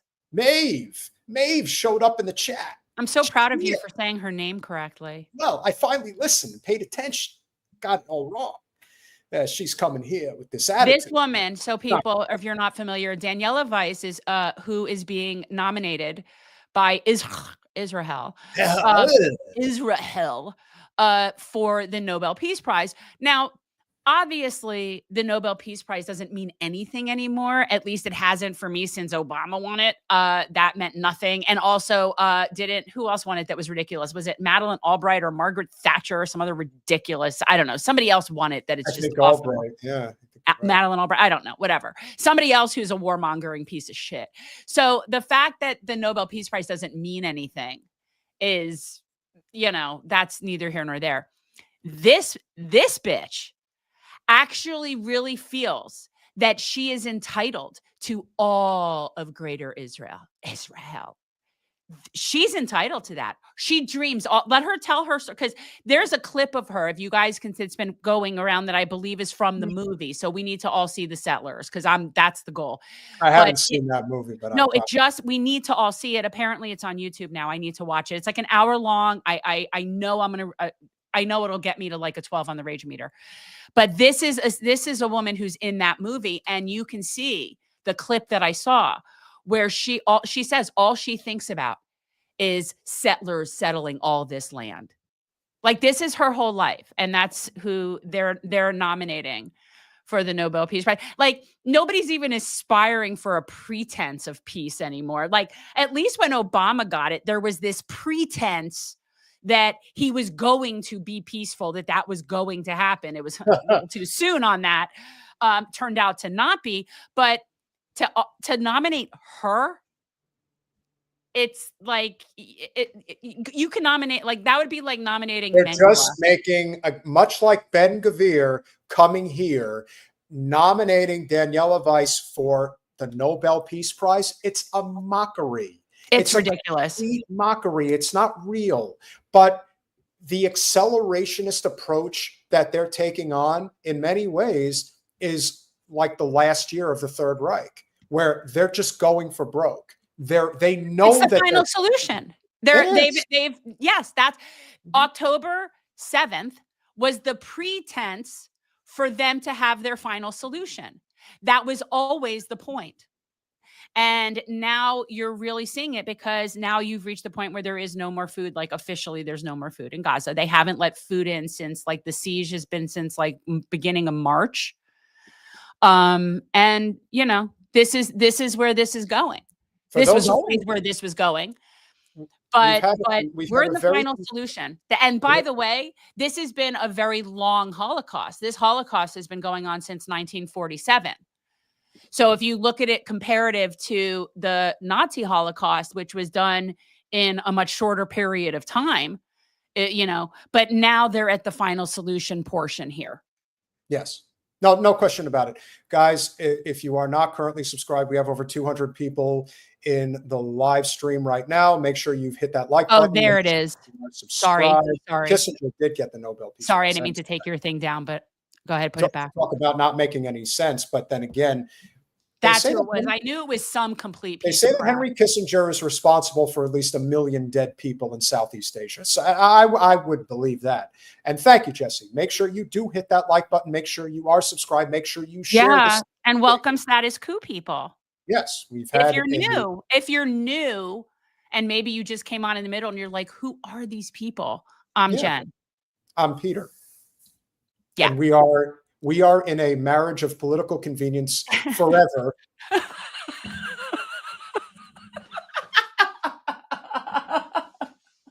I know we are, because Jen and I were having a little dust up right before we went live, and it's like, yeah, I guess we just have to let it slide and just. That's the whole point. That's the whole point. Exactly. Speaking of letting things slide, the Democratic Party is floundering, and yes, we are enjoying it. Oh, I got popcorn in every flavor. Well, get yourself a big bowl of it, because we have said, and we're going to preface this with the fact that David Hogg is 1,000% a political opportunist. Do not misinterpret what he's up to right now or what he's trying to do. He's his Mick resistance for Gen Z, baby. He is trying to solidify, he is fortifying his position as a politico within the Democratic Party. They are trying to usher in their corporate opportunities as part of Gen Z and even the millennial generation. How do I know this? Because for those of you who don't know, in Congress, there are 30 members of the Republican Party that are over the age of 70. Do you know how many there are in the Democratic Party? 56. Wait, how many on the Republican side? 30. Okay. That are over 70. And on the Democrat. Yeah, no, the Democrats are dinosaurs. But the beauty of it is that that's how much closer they are to going away. Because young people are not being them. And they could stick David Hogg and any of his little stand and deliver friends or whatever they are. And keep in mind that when you add up the total votes between the Senate and the House, the Republicans have an advantage of about 52 to 48, even 53 to 47. And the Democrats still have a 2-to-1 margin with senior citizens. Right. It's like a hospice. It's like a hospice for Democrats, maybe. And I've always said maybe the biggest difference, because there really isn't a difference. But if you want to talk about the biggest difference between the Democratic Party and the Republican Party evolves. The Democratic Party does not evolve. The Republican Party deals with internal dissent. They do. I know. And here is an example. I don't know who Tara Palmieri is. I don't care. She's just another Democratic Party adjacent politico in Washington, D.C., who has a big platform and used it to interview, or should I say debate, between James Carville, who still somehow gets invited on TV, and David Hogg. And so here's what they were discussing regarding, well, all things Democratic Party, but really about the primaries. Very specific. I think it is abominable that an official of a political party who is being paid or supported by that political party to go out and raise money to defeat members of the same party. I think that's a jackassery of the highest level. James, can you tell me if you want to beat Republicans, of which of course lefties never do, they never even run against them. That's one thing. I'm not into beating Democrats. I'm into beating Republicans. Somebody needs to give him the hook so badly. I would say, first of all, I am not paid to be a vice chair. The vice chair role is not a paid role at all. It's a volunteer role. What I would also say to that is that I think it's possible for us to do two things at once. I don't think other Democrats are the problem we have in the United States today. I just can't listen to him talk. But the problem with what he's saying is he essentially just said, I hope everybody hears this. He essentially said, we don't have primaries. That's what he just said. He said, why would you have primaries? That's one of the dumbest things you could ever do, is have a primary. That is essentially what he just said. And the fact that he says that I don't think the Democrats are the problem in this country. Well, what about them just being a problem? And you can't even say that. So there's that. That's number one. But you know why I really don't like James Carville, and why anyone with half a brain at this point should know that this has been a grift for over 30 fucking years. Yeah, it's like the 80s called They Want Their Politics Back. Go. Does anybody know who James Carville is married to? Everyone knows. He's married to Mary Madeline. He's married to one of the biggest GOP consultants that exist in the United States. It's always been that way. They've always been a grift. That's their whole grift. There was a whole friggin' movie made up about them. I didn't know there was. Michael Keaton and Gina Davis. That movie is about them? Basically, it's like loosely based on the whole, it's the concept. Yeah. What was that called again? I know what you're talking about. Yeah. I know what you're talking about. I don't remember the name, but it was, they were political. Speechless. Yeah. Speechless. There you go. I never saw that movie, but I know what you're referring to. That's funny. Yeah. All right. Anyway. But yeah, I think it's Republicans, and I think all of our efforts and all of our force should be going to elect Republicans. James, I think I can't make it any simpler than that. There is a real danger, though. You just talked about how those Medicaid cuts were terrible, obviously. Those were enabled by 2 of our members literally passing away, unfortunately. Right there, that is a real problem that we have to deal with. Y'all always remind me that I'm close to the day, too. Every time you say something, you remind people. Let me get this right. You are still planning on raising money to primary other Democrats. That's your plan. We're doing both, James. Let me finish, and then you answer. You're going to raise $20 million to primary yet unspecified Democrats. I think that's an abomination. Some of the money is going to be used to challenge Democrats that we feel like are failing to meet the moment. However, a lot of it is going to be used to spend money in critical state legislative races that are critical to breaking majorities and also in open primaries in those state legislative seats. It's not only going to challenge people that are Democrats, to be clear. Oh my God. There have been vice chairs previously who had done exactly what I'm doing now, where they supported people in primaries while they were vice chairs of the DNC while they were out there. And part of the reason that is not a conflict of interest is because there isn't information that we have access to that could sway these elections in any serious way. What the DNC has a rollover is specifically the presidential election. And in our bylaws, it does say you cannot be involved in the primary process. And I completely agree with that. Completely. I do not want to repeat a 2016 here. But the fact of the matter is, James, there have been vice chairs previously who have done very similar things. I don't understand. You're not going to raise money to run against Democrats, or you are going to raise money to run against them? You're going to do that. We're raising money. We're going to do that. Democrats. That is an abomination. James, you have to understand the nuance here. I don't there's no nuance to it. It's just flat. Peter. Here is the problem. The Democratic I have so much anger about this for so many reasons. These two pieces of shit are arguing about who's the dumber piece of shit. And this one's calling an abomination something that is irrelevant, quite honestly. And meanwhile, the actual abomination that's occurring doesn't get mentioned anywhere. It's unbelievable. This is like how I used to feel when the basketball strike happened, when it was like tall rich guys fighting with shorter rich guys over who should be richer. This is that dumb to me. The Democratic Party raised $2 billion in 3 months for Kamala to run a failed campaign that was basically just an excuse to wash hundreds of millions of dollars through all of the Democratic Party adjacent coffers in all of the political infrastructure in this country. $20 million is 1% of that amount. And this guy's having a conniption fit over that? Okay, not just that, but let's not forget that James Carville is of the WCCC. For people who are new, that's white collar campaign carnies. That's the consultant class. The Democrats live to fund them. That's the entire purpose of the DNC, is to self-fund and fund their friends. And he is one of those people. And when we talk about disgustingness, people like Kamala Harris, who, if anybody doesn't remember, spent over $500 million on staffing. That literally is $500 million in 100 and something day campaign, mind you. And we have WCCC, and that includes people like this piece of shit. And we've been on political campaigns, and I can assure you, we've been in those offices. We've been in big ones, we've been in small ones, and everything in between. And I can assure you that there are a ton of fucking people that are getting a paycheck and they do nothing. Nothing. They are just getting paid. This is a grift. And you know who always complains the loudest are the ones who don't have any merit, because the ones who do don't have to complain.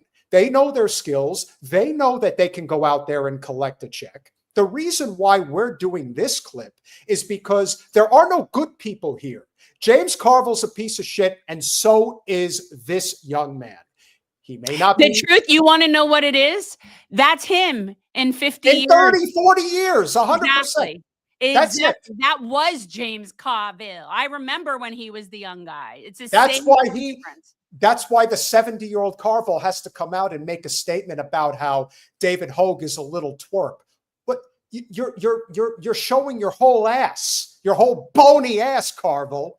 That's all you're doing. But they're each other. That's what's so funny. They're like, it's like looking mirror. It's like looking in a mirror, 100%. That's all it is. They're the same. They're the same, just years apart. Yeah. He's like, do you realize that I won a presidential election because Ross Perot decided to run almost 35 years ago, and I've been coasting on that ever since?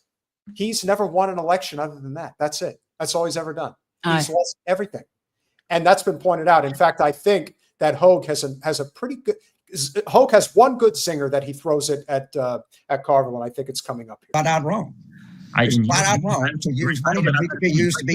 Here's the deal, James. What is your plan to deal with our abominable approval rating? Win elections. Win elections. You see, against Republicans. Let me finish, okay? Let me finish. You want my strategy. It is to win elections. It's not to win an election in Queens, okay, which you don't ever run against a Republican. It is to help Democrats win elections.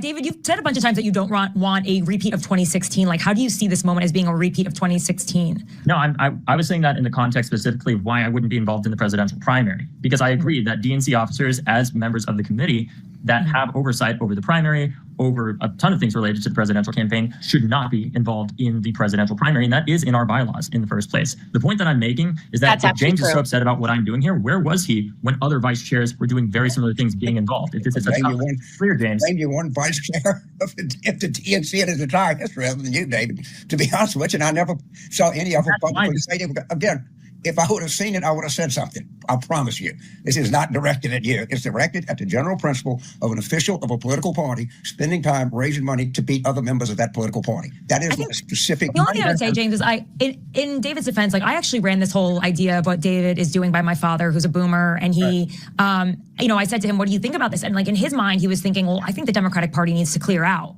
Like they need to clean house. And how else do you clean house? You can't force people. You can clean house without having officials of the party raising money to beat other Democrats. Anybody can run for anything they want. Okay, that's not the question. The question is specifically as a official and as a fiduciary. He only cares about the money aspect. That's the only part of it he cares about. He's like, yeah, I don't care if they run. It's who's going to pay for it. That's what he cares about, is that they're raising money to challenge other Democrats. He's just overseeing the bank account of his little, of the WCCC coffers. He wants to know who's going to be getting the money. And if you allow people, other Democrats, to challenge Democrats, they're not going to be hiring people like him. And a very important point here. Remember, when you ran the last time, I remember speaking, even the first time, I remember speaking with high net worth donors who said, I cannot effing stand Wasserman Schultz, but I cannot donate in a primary against another Democrat. And the reason I believe that they say that is much like Carville. This is all about access. This is all about being in the club. And if you get marked as somebody who donates huge sums of money against one of their own, you won't be invited to the parties. You're not going to go to the country clubs, all of that stuff. And honestly, I think that that's what matters to a lot of these people. I think that is the whole purpose. The Democratic Party is a private club of old people clinging on for dear life. Amen. You represent, should you be raising money to run against people of that party? And again, this is not even an ethical close call to me. I don't care if you run for what you want. All right. If they think that the problem is some older Democrat in a +2R district, I got news for you. That's not our problem. Our problem is what about the fact that all these older Democrats are hanging on to their seats? You can argue that all you want. I'm not arguing that. Okay. What I'm saying is, I'm saying one specific thing. Don't try to make this an argument into something else. Whether or not some incumbent that's been there 20 years should remain, let their voters in their district decide that. What I'm saying is, it is not the job of the Democratic Party to raise money to defeat other Democrats. That's my simple thing. And I'm not going to change. We agree. We both want to defeat Republicans and win, right? But my question is, besides saying let's just get a majority to address that approval rating, how do you think we can win with an approval rating? The job of the Democratic Party is to win elections for them. Answer the question. That's its raison d'etre. That's the most circular, ridiculous thing to say. Just win. While you interrupted me, go ahead. You interrupted me, so let me finish. People have such a poor perception of our party. We have to change, and we can't just change our words. We have to change who we are. And that's not going to happen. And it's certainly not going to happen because somebody like young James Carville says so. And your party is completely flushed with corporate special interest money. That's it. Yeah. There is no getting around this. And this is why David Hogg is James Carville in 30 years, because there is no talk here about giving up the corporate special interest money. Oh, no. No, they just want You're to right. bring in some younger people to try to sell themselves to a younger audience. It has nothing to do with changing their platform. It doesn't even have to do with addressing the needs of that younger audience. I don't see him talking about living wage. I don't see him talking about student loan forgiveness. I don't see him talking about anything like that. And on top of everything else, Hogg has made it crystal clear. He didn't do it once, he did it twice. He made it very clear. He fully supports Hakeem Jeffries to be the next Speaker of the House. So if that's the case, then what the fuck are we doing? This is going to be just like the previous election cycle to the one previous to that. You'll get one or two that'll find their way in, but nothing's going to infrastructurally change. Because when you had an opportunity to do it, and we were huge advocates for force the vote, they didn't do a damn thing. And they're in a much more precarious position now than they were before. And I got to tell you, no matter how badly Trump is effing things up right now, this is still the first 100 days. A year from now, do you know how much different things can be in this country? Everyone's like, it's going to get, well, the supply chain is going to be a huge problem in another couple of weeks. Like, it's going to start to get really ugly. Yeah, there you go. And as good friend David Hunter says, Hogg supports Cory Booker too. And Hogg is they all are. Whatever. They all are. Whether they are outright, outwardly or inwardly, it doesn't matter, because they're not. And I mean, forget getting rid of the corporate money. You think somebody like David Hogg is going to stand up to the Israel lobby's stranglehold over the Democratic Party? No, he's not doing this. No, if he was then he wouldn't be in that spot. Then he would be kicked out. They're also like, oh, we're going to kick him out because he wants to primary a few Democrats. Let me assure you, if he started talking the way he needed to talk, he'd be out. He's not talking about the only people he's going to primary people are like Cuellar in Texas. He's going to go primary they'll find the few anti-choice Democrats and go after them. Brett Boyle, thank you so much for the 2 Canadian A. Israel and U.S. biggest war criminals on earth. No argument. Progressive Lefty, thank you so much for your 2-month membership as a YouTube member. Canada also has ones. Yes, they do. Absolutely. Every one of the vassals that fell in line and aren't standing up and screaming, which, again, from where I'm sitting, is everybody but Yemen, is all complicit. They're not necessarily as overt and disgusting, and they're not leading the charge, but they're every bit as complicit. I'm telling you, we need to somehow find a way for all of the money that they take from our taxes to go to Yemen. Because the Yemeni, the Ansar Allah, those are the only people that are following international law. Kolachuk with the 5 Canadian A. Spring is finally here. I got so excited I wet my plants. Very well played. Nice play. And of course, our good friend Willie Bragg. Happy International Labor Day. Look, guys, Willie, I got my vest. Guys, for those of you who have stuck with us for most of the evening, and we really appreciate it, make sure you are subscribed to the Willie Bragg Show on YouTube. Definitely. And look, we know the Democratic Party is falling apart. It's going to continue to fall apart. I like it. Yeah, there you go, Jen. Well, Maeve really likes the idea as well. And so the whole point is that you're seeing a lot of people come out and try to sing the praises of David Hogg. On the one hand, Hogg is absolutely right about James Carville. On the other hand, he is James Carville. Exactly. In the future. Which is why it's so ridiculous to be watching that discussion. Because it goes nowhere. It is pointless. It is stupid. What is the point of that discussion? And more importantly, the audience that's watching that discussion, who cares? They're all going to vote blue anyway. Yalabai. What is the point of that? Yalabai, thank you so much for the $4.99. At least you know what to expect from Hogg. AOC is the fraud who will do the most damage and be the new Pelosi in 20 years. Look, she's very popular. And in a country that elected Donald Trump president twice, which is a direct result of the Democratic Party just being an abject failure, but it's really a failure of the capitalist system that has led to Donald Trump taking over the country. It's not out of the realm of possibility that AOC could catch a major wave. I just don't think she can win because when we get right down to it, she cannot change who she is. And what I mean by that is she is not somebody who is a leader. She does not have it. She doesn't have that gravitas. She can read a script. That's fine, but that's not going to solve the problem of Does she look like somebody that people are going to rally around to lead to be the leader of the free world? No. Are you kidding me? Like, somebody brought it up the other day. And by the way, let's quote the great Butch Ware and AOC Pelosi. The best thing that Alex could do, that she could obtain, which I do think is realistic.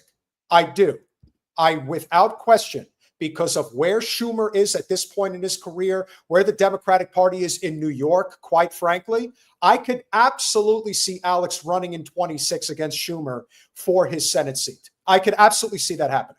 And I think she'd be very formidable because she only has to win the primary. And you're telling me that if AOC was running a statewide election in New York City, that she would not get the majority of the New York vote? I think what'll happen is I think that'll open it for a Republican to win that seat. That's what I think. Maybe. You think that, well, you're also thinking of Jay, what's his name? What's the last name of the guy who's the head of the DNC in New York, or the D triple C? Well, not the D triple C, but the Democratic Party of New York. There is a guy. There's a Jewish guy on Long Island. I forget his last name, but he's basically he's an op. He's an op for corporate special interests, and that if for whatever reason he would have to move the needle away from Alex and give it to, let's say, a Republican. I could certainly see that. I don't think that's. I don't even think it's that. I just think that she would have the same sort of the result that Kamala did. I think that the more she traveled around the state, the more she talked, the more people would realize what the F. There's no there. Democrats haven't done anything for us. I think the mask is completely off. Again, I don't think you're going to see another Democratic president, and I don't think she can win a statewide race. I think that, and let me tell you, and you know this, is that I've spent a lot of time in the past years in all parts of New York that are not New York. And the majority of the state is just done with that shit. Yeah. And I don't see her being able, and honestly, I think that she could be a Nancy Pelosi if this were 50 years ago, but it isn't 50 years ago. And the problem is that one, she doesn't make rain like Nancy Pelosi. Nancy Pelosi is only Nancy Pelosi because she was the biggest rainmaker out there. And that's what it is. It's end of story. She got in, she was a bundler. She was a bundler for the party as a rich person in California, and she eventually just made her way in. It's not complicated. AOC Pelosi does not have that ability. Also, I would suggest that if this were a time when you weren't under constant scrutiny and everybody didn't have constant access to information, like Nancy Pelosi wouldn't have necessarily been getting away with it for so many years either. And I just don't see that. I think people are done. And I think they're done with Democrats. I think they're done with bullshit platitude salads. And I think that Alex is just that. And I think that they're not having it anymore. So I think that if she challenges Chuck Schumer, yes, I think that there's a chance that she'll beat Chuck Schumer. And then I would very much believe that she will have her ass handed to her by any decent Republican that runs against her. Well, because at the end of the day, there's no there like Kamala. Well, we'll see what happens. And Yalabai, thank you for the 199. AOC will have to go Zion to win the Senate seat. You know what? In New York, you may be right. But you know what? She has gone Zion to the extent that she has said that Biden and Kamala were working nonstop for a ceasefire. And it has been revealed that they were doing no such thing. In fact, they were working against a ceasefire. So lying for political gain, Alex, you made your choice. And we are not going to tell the truth. That's the bottom line. But don't think it's just on the Democratic side. It's on the Republican side as well. And we have our friends in the MAGA movement, especially those that identify as libertarian. And why is that? I have no love for Pete Hegseth. Neither does Jen. He might very well be a neo-Nazi, white supremacist. All those things is very possible. But you know what I know? I know that he is not a swamp dweller of the highest order. And I know he's not somebody who's itching for a war with Iran. But you know who is itching for a war with Iran? The biggest warmongering cocksucker in all of politics. And that's has to be John Bolton. Job. No, I think he should resign for his own safety's sake, if nothing else. This is for his own safety's sake. What does that mean, John? What does that mean? Well, when you are gifted awards with grenades on them, You really have to wonder what the intentions are when somebody like John Bolton goes on CNN and says, you know, for his own safety, he might want to think about stepping down. Why is that like, I mean, it almost sounds like a threat. It almost sounds like a threat. I'm just saying. I mean, I know what I heard. Critical time for the American military. We understand the Trump administration will rightly propose enormous budget increases for defense. We need it. We do. We need enormous increases for defense spending, Jen. No. Yeah. Well, Hegseth just isn't hardcore enough for them.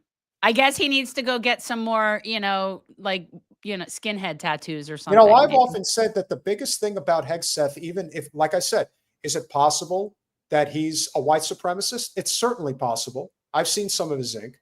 But let's assume for a moment that he is. Do you know what else Pete Hegseth is? He's a veteran. He served in combat.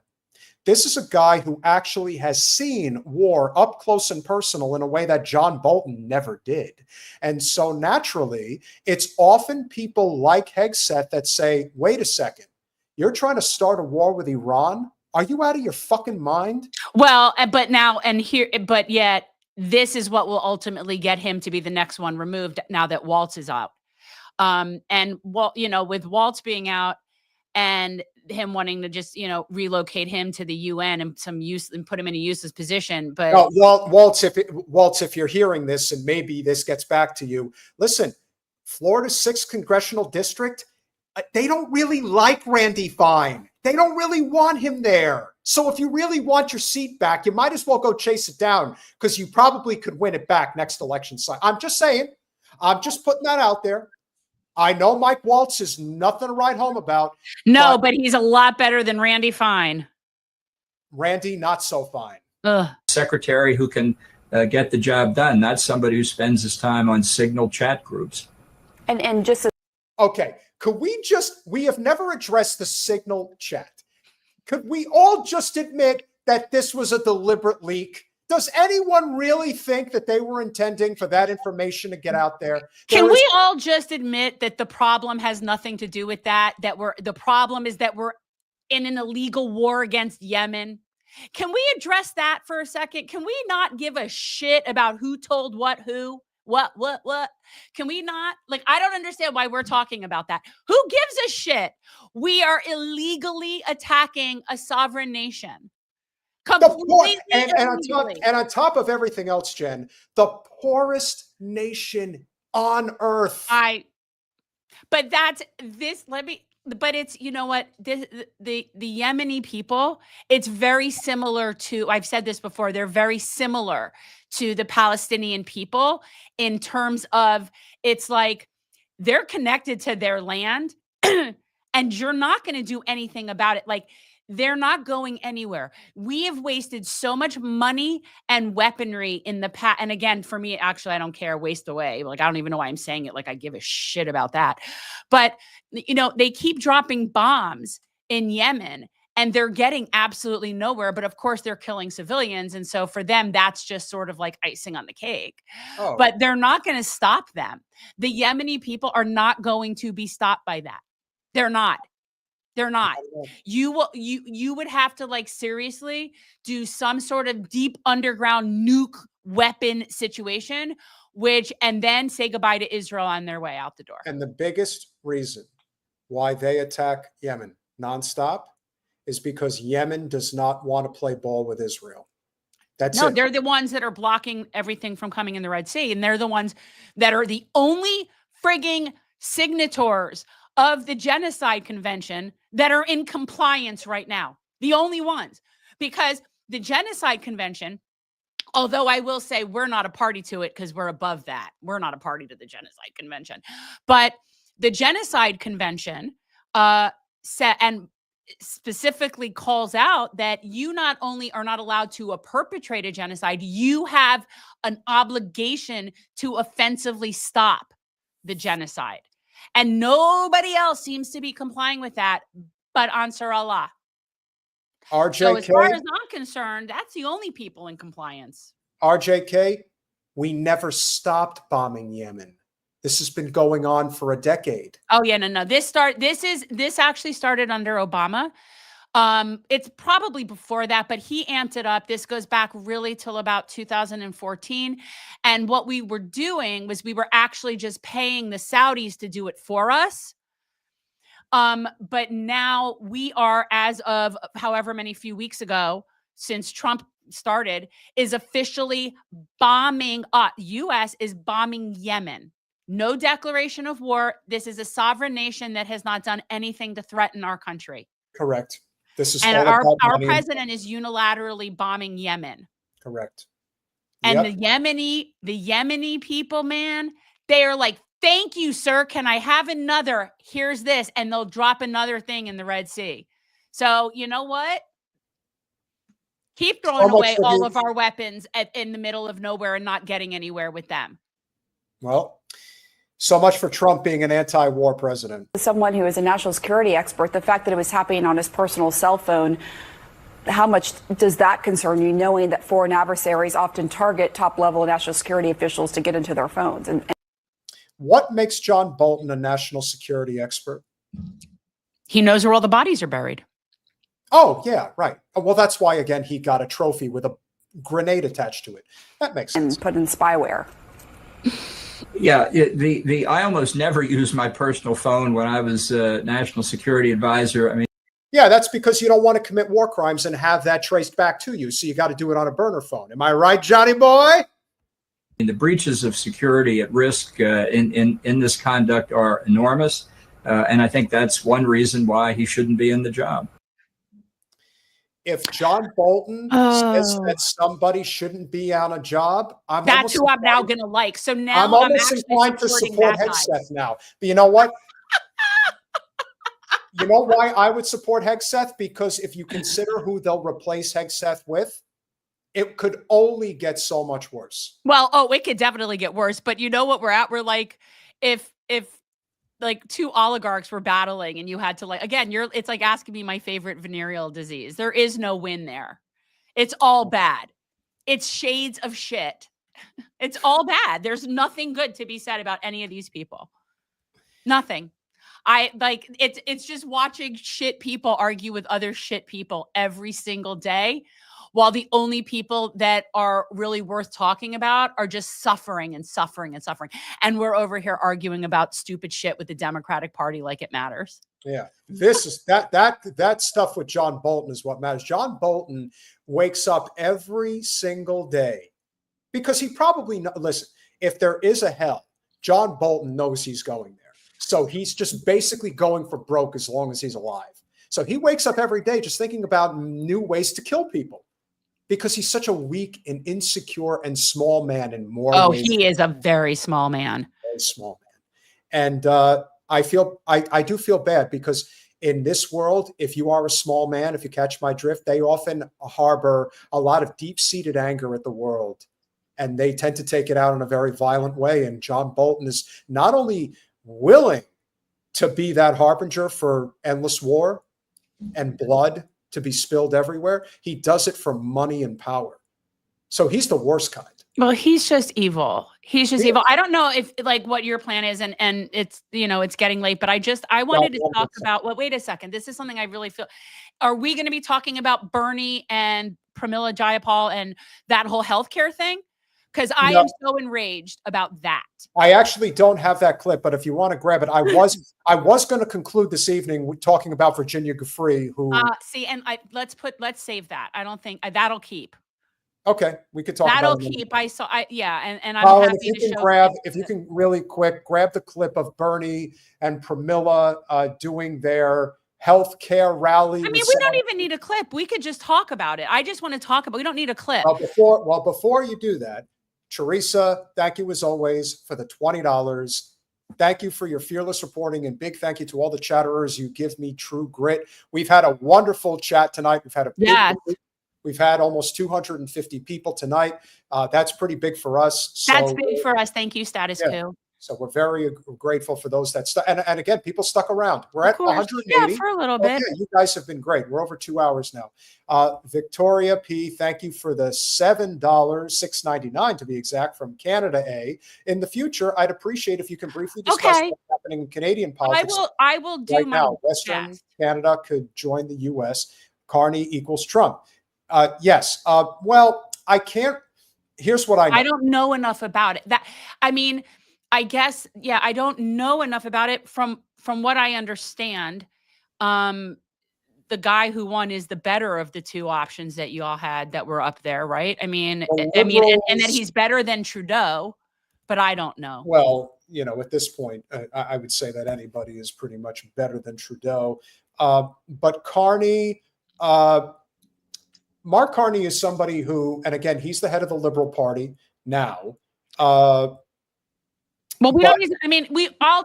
You know what? We'll look in to having somebody on and talk about some stuff. But I just feel like we're the people to talk about and it. Listen, we've got a pretty sizable Canadian audience here. So what I would ask is for our friends north of the border, if you have any recommendations in terms guests of that you like, that you think would be good to come on our podcast to talk about the Canadian election that just happened, by all means, we'd be more than happy to have them on. Yeah, send us an email at generationalchange@gmail.com and give us recommendations. So we're going to talk about the Bernie and Camilla Jayapal thing. We don't need a clip. I'm not putting up a clip. Tammy Elisa, thank you so much for the $1.99. And one more time, Tammy Elisa, thank you for the $1.99. Palestine Al-Hara, Arabic for free Palestine. Palestine. It's Palestine. Palestine. And our good friend Brett Boyle, again with the $5 Canadian A. This is treaty protected land without support of the indigenous people and without consent of the rest of the Confederation. It doesn't happen. Kolachuk, thank you for the $2 again. Aaron Mate is Canadian. Ask him.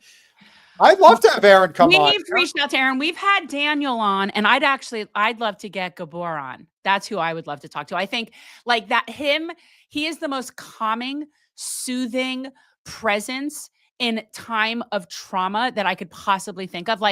I want to talk about that, but can you let me finish what I'm trying to talk about? Yes, please do. Because it's really annoying at this point. So I just want to say this. So guys, I don't know if you noticed, but Bernie and Pramila Jayapal, I saw her, and there were other people there. There was a whole presentation of they're now taking Medicare for all single payer. They're creating that. They're going to push that forward now. They're going to do it now when it has absolutely no chance of going anywhere. They're going to do it now. They weren't pushing for it under Joe. Not once. So Bernie is now, honestly, he is working against us. And I hate to say it, he is working against us. The fact that he is on an oligarchy tour to usher people to nowhere in the Democratic Party, you're bringing up single-payer healthcare because you know it can't go anywhere, and you're not talking about the genocide. This is the friggin' problem. He's doing what he did. I don't know when we played the video of when he was doing his speech and the Palestine protesters got taken out.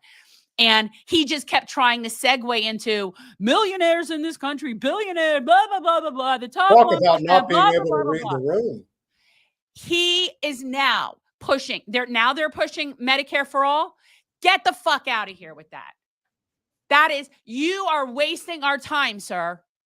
I am so enraged. That will go nowhere. You know it will go nowhere.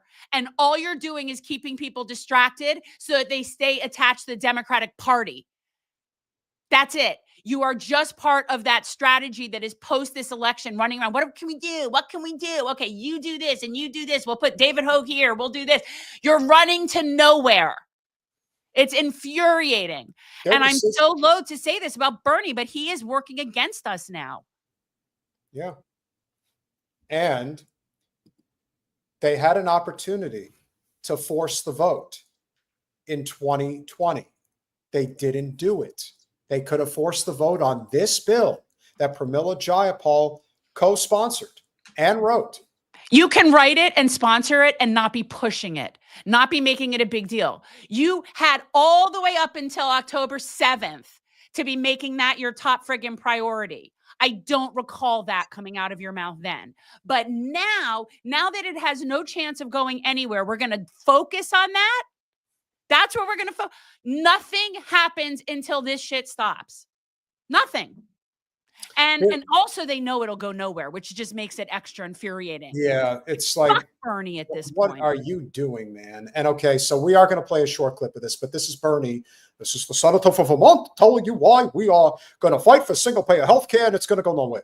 For the fact that health care is a human right.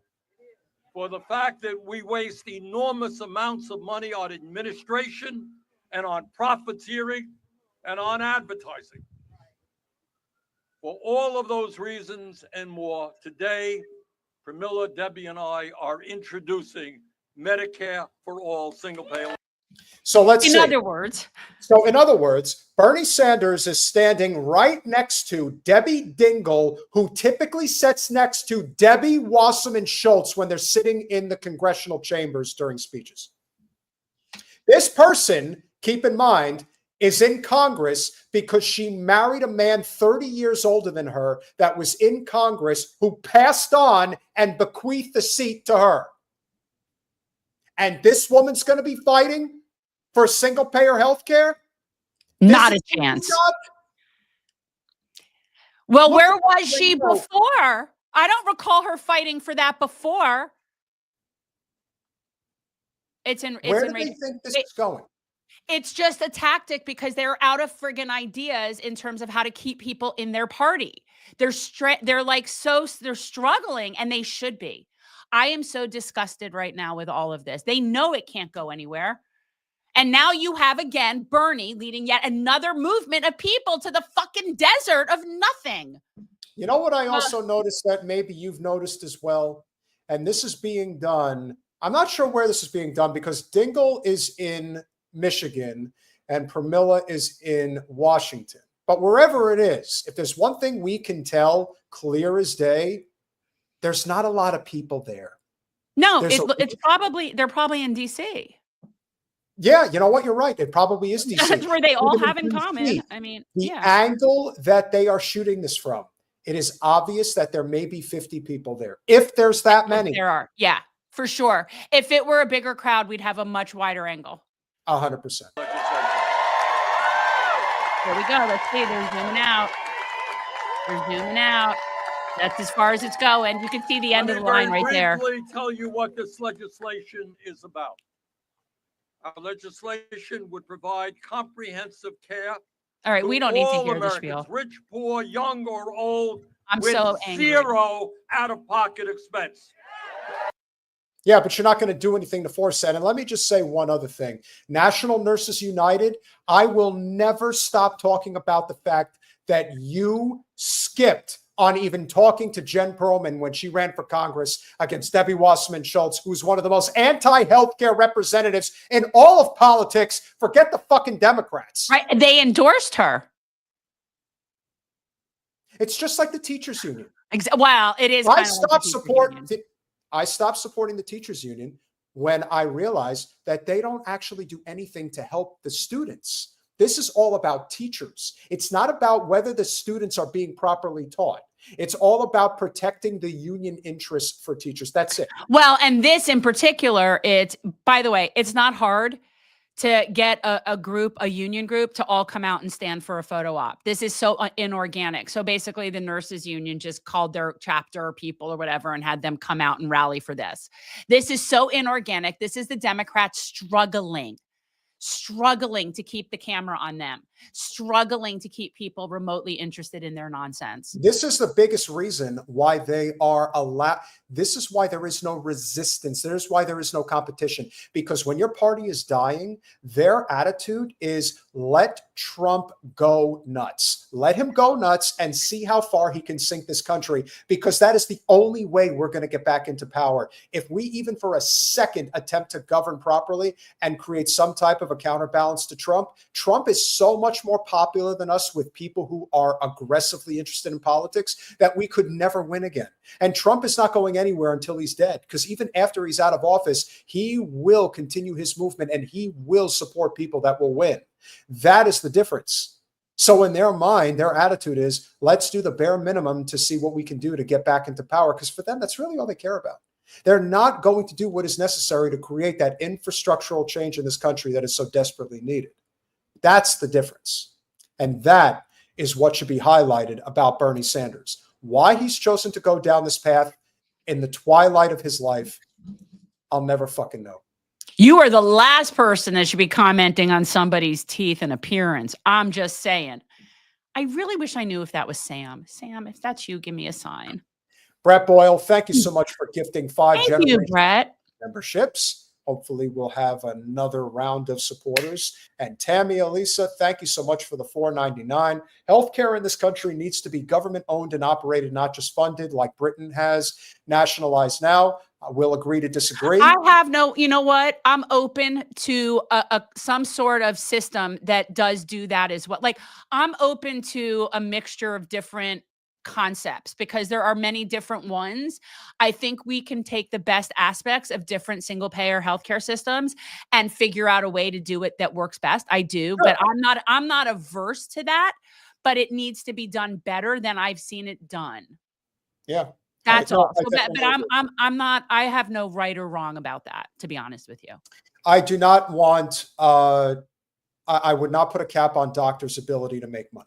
I would not tell them that you can only do this because if you do that, you're going to crush the human spirit in a way that's going to, it will adversely affect the doctor's ability to do that. Okay, so you look at countries that have good situations, like for their doctors, and you figure the best possible way to do that. That's Japan, all. Australia, Germany, and the UK for the most part. Yes. I mean, France is considered the best healthcare system in the world. And I think because I also know someone who had a very good experience in Spain. I know actually multiple people that have had very good experiences in Spain. Switzerland. But you know what? When you get right to Scandinavia, when you get right down to it, we have the 38th ranked. I'm not going to say best. We are ranked 38th in the world in healthcare. We have the most money in the world, but we're 38th in healthcare. I agree with Tammy. Malarkey. Now you're talking like old Joe. And guys, if you are new here, remember to subscribe. Cuba. Yeah, Cuba does a much better job than we do. Yeah.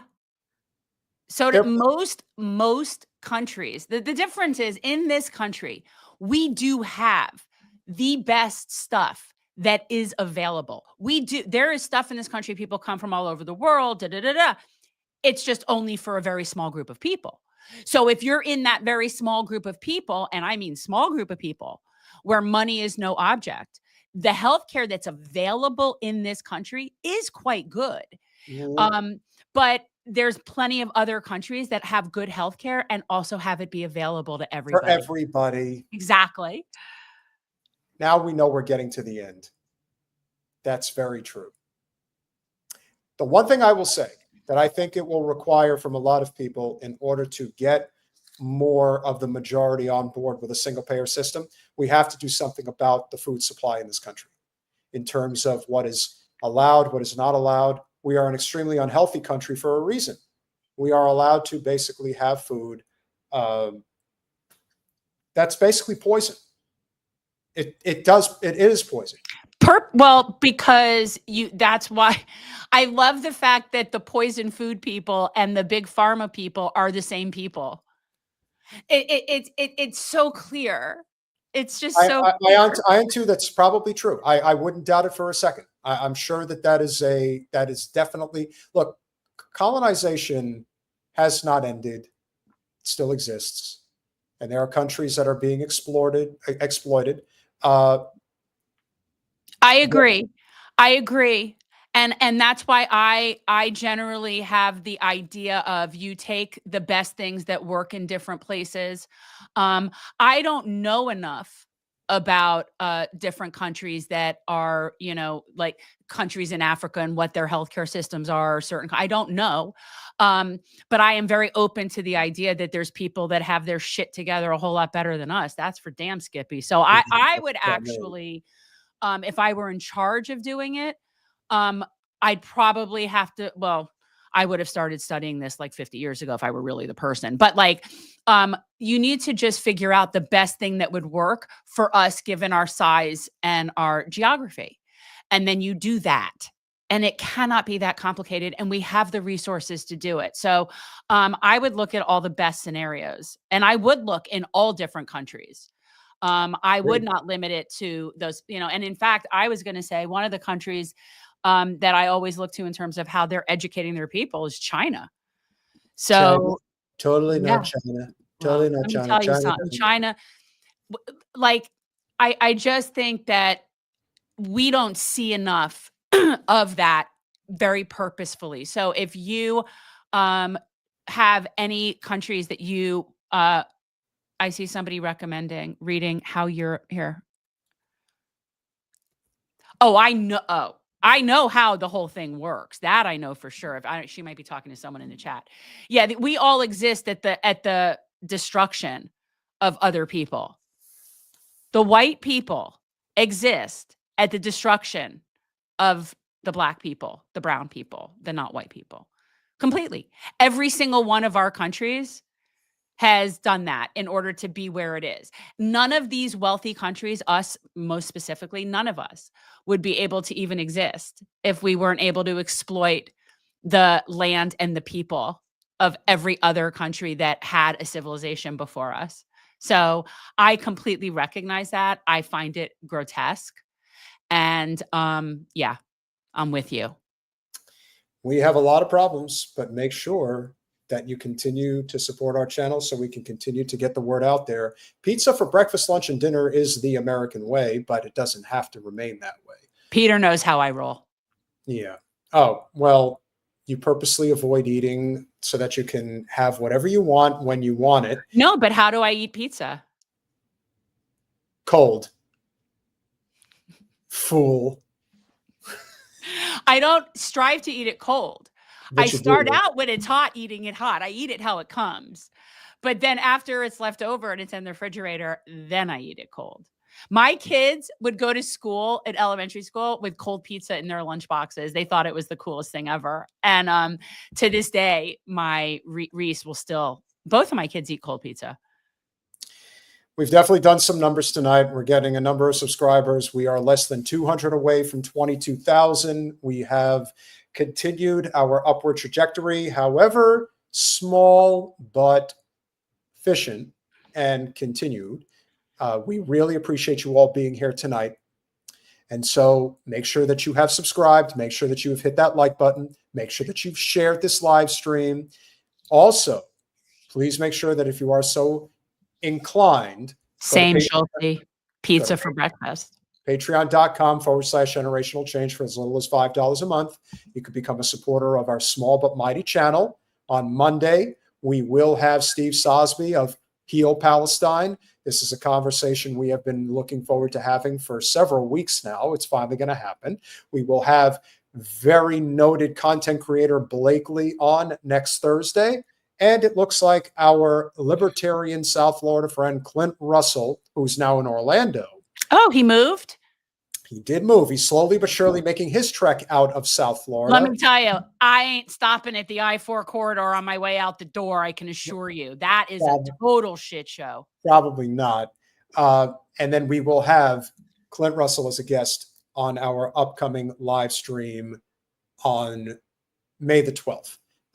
We would get Hassan Piker on if he was interested. I'd have a conversation with him. I have disagreements with him, 100%. Isn't that Cenk's cousin? Nephew. Nephew. We could reach out to Cenk and ask him for Hassan's email. And I mean, I haven't seen, like, I don't watch him. I think I don't watch him. It's been a long time. No, but I think it's definitely a conversation worth having. We will have a follow-up conversation. We do need to talk about Virginia Giuffre.